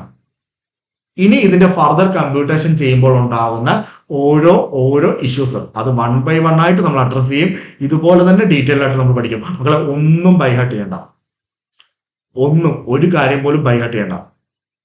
ശ്രദ്ധിച്ചേ, എന്തിനാണ് ഇങ്ങനെ ഒരു പെർട്ടിക്കുലർ ഹെഡ് വന്നത്? ഇത് ഏറ്റവും കൂടുതൽ ടാക്സ് ഇവേഷൻ, ടാക്സ് മാനിപ്പുലേഷൻ സംഭവിക്കാൻ ചാൻസ് ഉള്ള ഒരു ഹെഡാണ്. കാരണം ക്യാഷ് ആയിട്ട് ട്രാൻസാക്ഷൻസ് കൂടുതൽ നടക്കുന്നതാണ്. എവിടെയൊക്കെ ക്യാഷിന്റെ ഇൻവോൾവ്മെന്റ് വരുന്നോ, ക്യാഷ് എവിടെയൊക്കെ ഇൻവോൾവ് ആവുന്നോ അവിടെയെല്ലാം എന്തുണ്ട്, ഫ്രോഡ് അല്ലെങ്കിൽ ടാക്സ് ഇവേഷന്റെ ചാൻസ് ഉണ്ട്. അപ്പൊ ഇൻകം ടാക്സ് ഡിപ്പാർട്ട്മെന്റ് ഇങ്ങനെ ഒരു പെർട്ടിക്കുലർ ഹെഡ് ക്രിയേറ്റ് ചെയ്തിട്ട് അവർ പറഞ്ഞു, നിങ്ങൾ പറയുന്ന റെന്റ് ഞങ്ങൾ വിശ്വസിക്കാം, പക്ഷേ ഞങ്ങൾക്ക് എന്തുകൂടെ ചെക്ക് ചെയ്യണം, നിങ്ങളുടെ ആ ബിൽഡിങ്ങിന്റെ പുറത്തുള്ള കപ്പാസിറ്റി ഒന്ന് ചെക്ക് ചെയ്യണം. അതിന് ബുദ്ധിമുട്ടുണ്ടോ നിങ്ങൾക്ക്? ഇല്ല, ഞങ്ങൾക്ക് അതൊന്ന് ചെക്ക് ചെയ്യണം. നിങ്ങൾക്ക് ഇപ്പോൾ ബുദ്ധിമുട്ടുണ്ടെങ്കിലും ഞങ്ങൾക്ക് അത് ചെക്ക് ചെയ്തേ പറ്റത്തുള്ളൂ. ആ കപ്പാസിറ്റിയെ പറയുന്ന പേരാണ് എക്സ്പെക്റ്റഡ് റെന്റും, നിങ്ങൾ തന്നിരിക്കുന്ന റെന്റിനെ പറയുന്ന പേരാണ് ആക്ച്വൽ റെന്റും. ഇത് തമ്മിൽ കമ്പയർ ചെയ്തിട്ട് വലുതേതാണോ, അതായത് ഞങ്ങൾക്ക് കൂടുതൽ ടാക്സ് വേണം, ആര് പറയുക, ഇൻകം ടാക്സ് ഡിപ്പാർട്ട്മെന്റ് പറയാണ് ഞങ്ങൾക്ക് എന്ത് വേണം, കൂടുതൽ ടാക്സ് വേണം, അപ്പൊ വലിയ എമൗണ്ട് ഏതാണോ അത് ഞങ്ങൾ എടുക്കും, അതിന്റെ പുറത്ത് you have to pay tax, you have to pay tax. പറഞ്ഞത് ക്ലിയർ ആണോ? ഇനി എങ്ങനെയാ ഈ എക്സ്പെക്റ്റഡ് റെന്റ് കണ്ടുപിടിക്കുന്നത്? ഇൻകം ടാക്സ് ഡിപ്പാർട്ട്മെന്റ് പറയാണ്, പോയി നിങ്ങളുടെ മുനിസിപ്പാലിറ്റി അല്ലെങ്കിൽ ലോക്കൽ അതോറിറ്റി പറഞ്ഞിരിക്കുന്ന ഒരു വാല്യൂ ആണല്ലോ അതെടുക്ക്, അല്ലെങ്കിൽ നിങ്ങളുടെ ബിൽഡിങ്ങിന് സമമായിട്ടുള്ള അല്ലെങ്കിൽ സിമിലർ ആയിട്ടുള്ള അതേ സെയിം ലൊക്കേഷനിൽ, സിമിലർ ലൊക്കേഷനിൽ മറ്റൊരു ബിൽഡിംഗ് ആണല്ലോ, അതേ സ്ക്വയർ ഫീറ്റ് വരുന്ന വാടക വരുന്ന നിങ്ങളുടെ ഏരിയയിൽ, അത് പറ, അതെത്രാന്ന് പറ. ഇത് തമ്മിൽ കമ്പയർ ചെയ്തിട്ട് ഞങ്ങൾ വലുതെടുത്തോളാം. അങ്ങനെ ഇരുന്നപ്പോഴാണ് എന്ത് വിഷയം വന്നത്? Standard rent. സ്റ്റാൻഡേർഡ് റെന്റ് എന്ന് പറഞ്ഞാൽ മക്കളെ ഓർത്തണം, സീലിംഗ് ലിമിറ്റ് ആണ്, അതിന് മുകളിലേക്ക് പോകാൻ പാടില്ല. റെന്റ് കൺട്രോൾ ആക്ട് പ്രകാരമാണ്, അതിന് മുകളിലേക്ക് നമുക്ക് റെന്റ് കളക്ട് ചെയ്യാൻ പറ്റത്തില്ല. അപ്പൊ അവർ പറഞ്ഞു അതിനെ റെസ്പെക്ട് ചെയ്തില്ല പറ്റത്തുള്ളൂ. ഇൻകം ടാക്സിനായാലും അവർ പറഞ്ഞു നിങ്ങൾ മറ്റേതിന്റെ ഹയർ എടുത്തിട്ട് സ്റ്റാൻഡേർഡ് റെന്റുമായിട്ട് കമ്പയർ ചെയ്ത് അതിന്റെ ലോവർ എടുക്കുക. അതിനെയാണ് ഞങ്ങൾ എന്തെന്ന് പറയുന്നത്, കപ്പാസിറ്റി എന്ന് പറയുന്നത്. ഇതാണ് നിങ്ങളുടെ ബിൽഡിങ്ങിന്റെ ശരിക്കുമുള്ള കപ്പാസിറ്റി. ക്ലിയർ ആണോ? ഈ കപ്പാസിറ്റിയെക്കാളും മുകളിൽ നിങ്ങൾക്ക് ആക്ച്വൽ റെന്റ് കിട്ടിയിട്ടുണ്ടെങ്കിൽ ഞങ്ങൾക്ക് അത്രയും സന്തോഷം. ഇതാണ് 1 ലക്ഷമാണ് നിങ്ങളുടെ കപ്പാസിറ്റി, പക്ഷെ 1.5 ലക്ഷം രൂപ നിങ്ങൾക്ക് റെന്റ് കിട്ടിയിട്ടുണ്ട്, ഒന്നുമില്ല, ഒരു പ്രശ്നമില്ല, സന്തോഷം മാത്രമേ ഉള്ളൂ. 1.5 ലക്ഷത്തിന്റെ പുറത്ത് ടാക്സ് അടച്ചു. ക്ലിയർ ആണോ? കപ്പാസിറ്റി 1 ലക്ഷമാണ്, പക്ഷെ നിങ്ങൾ കാണിച്ചിരിക്കുന്നത് 60,000 ഉള്ളൂ. 60,000 മാറ്റി വെച്ചേര്, 1 ലക്ഷത്തിന്റെ പുറത്ത് ടാക്സ് അടയ്ക്കും. ലോജിക്ക് ക്ലിയർ ആയോ? Any doubt?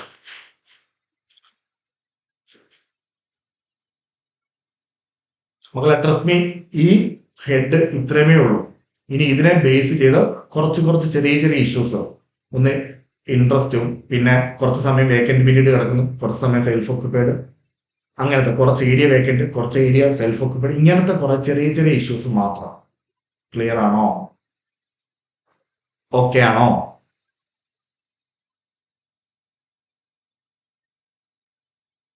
മക്കളെ നമുക്ക് ഇന്ന് ഇത്രയും വൈൻഡപ്പ് ചെയ്യാം.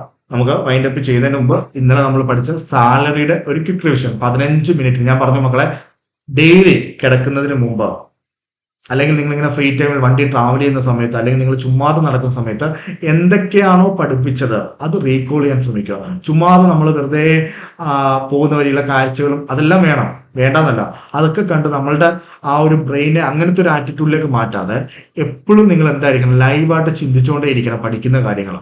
അങ്ങനെ ചെയ്താലുള്ള ഗുണമെന്ന് വെച്ച് കഴിഞ്ഞാൽ വീട്ടിൽ പോയിട്ട് നമുക്ക് ഒരുപാട് സമയം മെനക്കെടേണ്ട വരത്തില്ല. അപ്പൊ നിങ്ങൾ എപ്പോഴും ഈ സാധനങ്ങൾ ഇപ്പൊ നമ്മൾ പഠിപ്പിച്ച സാധനങ്ങൾ ഇന്ന് ഈ 1.5 മണിക്കൂർ നമ്മൾ പറഞ്ഞ സാധനങ്ങൾ നിങ്ങൾ വിചാരിച്ച മക്കൾ 5 മിനിറ്റ് കൊണ്ട് ഫുള്ള് സമ്മറൈസ് ചെയ്യാന്നേ ഉള്ളൂ. ഒപ്പം നിങ്ങൾക്ക് എന്താണോ മനസ്സിലായത് അത് നിങ്ങളുടെ on language, whether it is Malayalam ആയിക്കോട്ടെ, ഇംഗ്ലീഷ് ആയിക്കോട്ടെ, ഇനി മംഗ്ലീഷ് ആയിക്കോട്ടെ, നിങ്ങളുടെ ഓൺ ലാംഗ്വേജിൽ ചെറിയൊരു നോട്ട് പാഡ് അല്ലെങ്കിൽ ചെറിയൊരു നോട്ട്ബുക്ക്, 10 രൂപയുടെ കിട്ടത്തുള്ളൂ, ചെറിയ കുഞ്ഞ് പോക്കറ്റ് ബുക്ക് കിട്ടില്ല, പോക്കറ്റ് ഡയറി എന്നൊക്കെ പറഞ്ഞ ചെറിയ ബുക്ക്, അതിനകത്ത് എഴുതി വെക്കുക. അതിന്റെ അഡ്വാൻറ്റേജ് എന്ന് പറഞ്ഞാൽ നിങ്ങളുടെ പരീക്ഷയ്ക്ക് പോകുന്നതിന് തൊട്ട് മുമ്പ് വരെ നിങ്ങൾക്ക് പെട്ടെന്ന്, അതായത് 2-3 പേജിനകത്ത് നിങ്ങളുടെ ഒരു ചാപ്റ്റർ നിങ്ങൾക്ക് റിവേഴ്സ് ചെയ്യാൻ പറ്റും. മെയിൻ പോയിന്റുകൾ നിങ്ങൾക്ക് മനസ്സിലായ കാര്യങ്ങൾ അതിൽ എഴുതി വെക്കുക. എന്നിട്ട് ഇത് ഇടയ്ക്കിടയ്ക്ക് കീപ്പ് ഓൺ റിവേഴ്സ് ചെയ്യുക. മക്കളെ കിടക്കുന്നതിന് മുമ്പ് എന്തൊക്കെയാണ് പഠിപ്പിച്ചത്, എന്തൊക്കെയാണ് ഞാൻ ഇന്ന് പഠിച്ചത്, ഇതൊക്കെ ജസ്റ്റ് ഒന്ന് റീകോൾ ചെയ്യാൻ ശ്രമിക്കുക. ഇങ്ങനെയൊക്കെ ചെയ്തു കഴിഞ്ഞാൽ മക്കളെ അധികം എഫേർട്ട് ഇല്ലാതെ നിങ്ങൾക്ക് സുഖമായിട്ട് ക്ലിയർ ചെയ്യാൻ പറ്റും. ഇൻഫാക്ട് ടാക്സേഷൻ എന്ന് പറയുന്നത് മക്കളെ നമ്മുടെ കോർ സബ്ജക്റ്റ് ആണ്, അതോടൊപ്പം തന്നെ അതെന്താണ്, ഒരു സ്കോറിംഗ് പേപ്പറും കൂടെയാണ്. പറഞ്ഞത് ക്ലിയർ ആണോ? ഓക്കെ ആണോ? നമുക്ക് സാലറിയുടെ റിവിഷനിലേക്ക് കടന്നാലോ?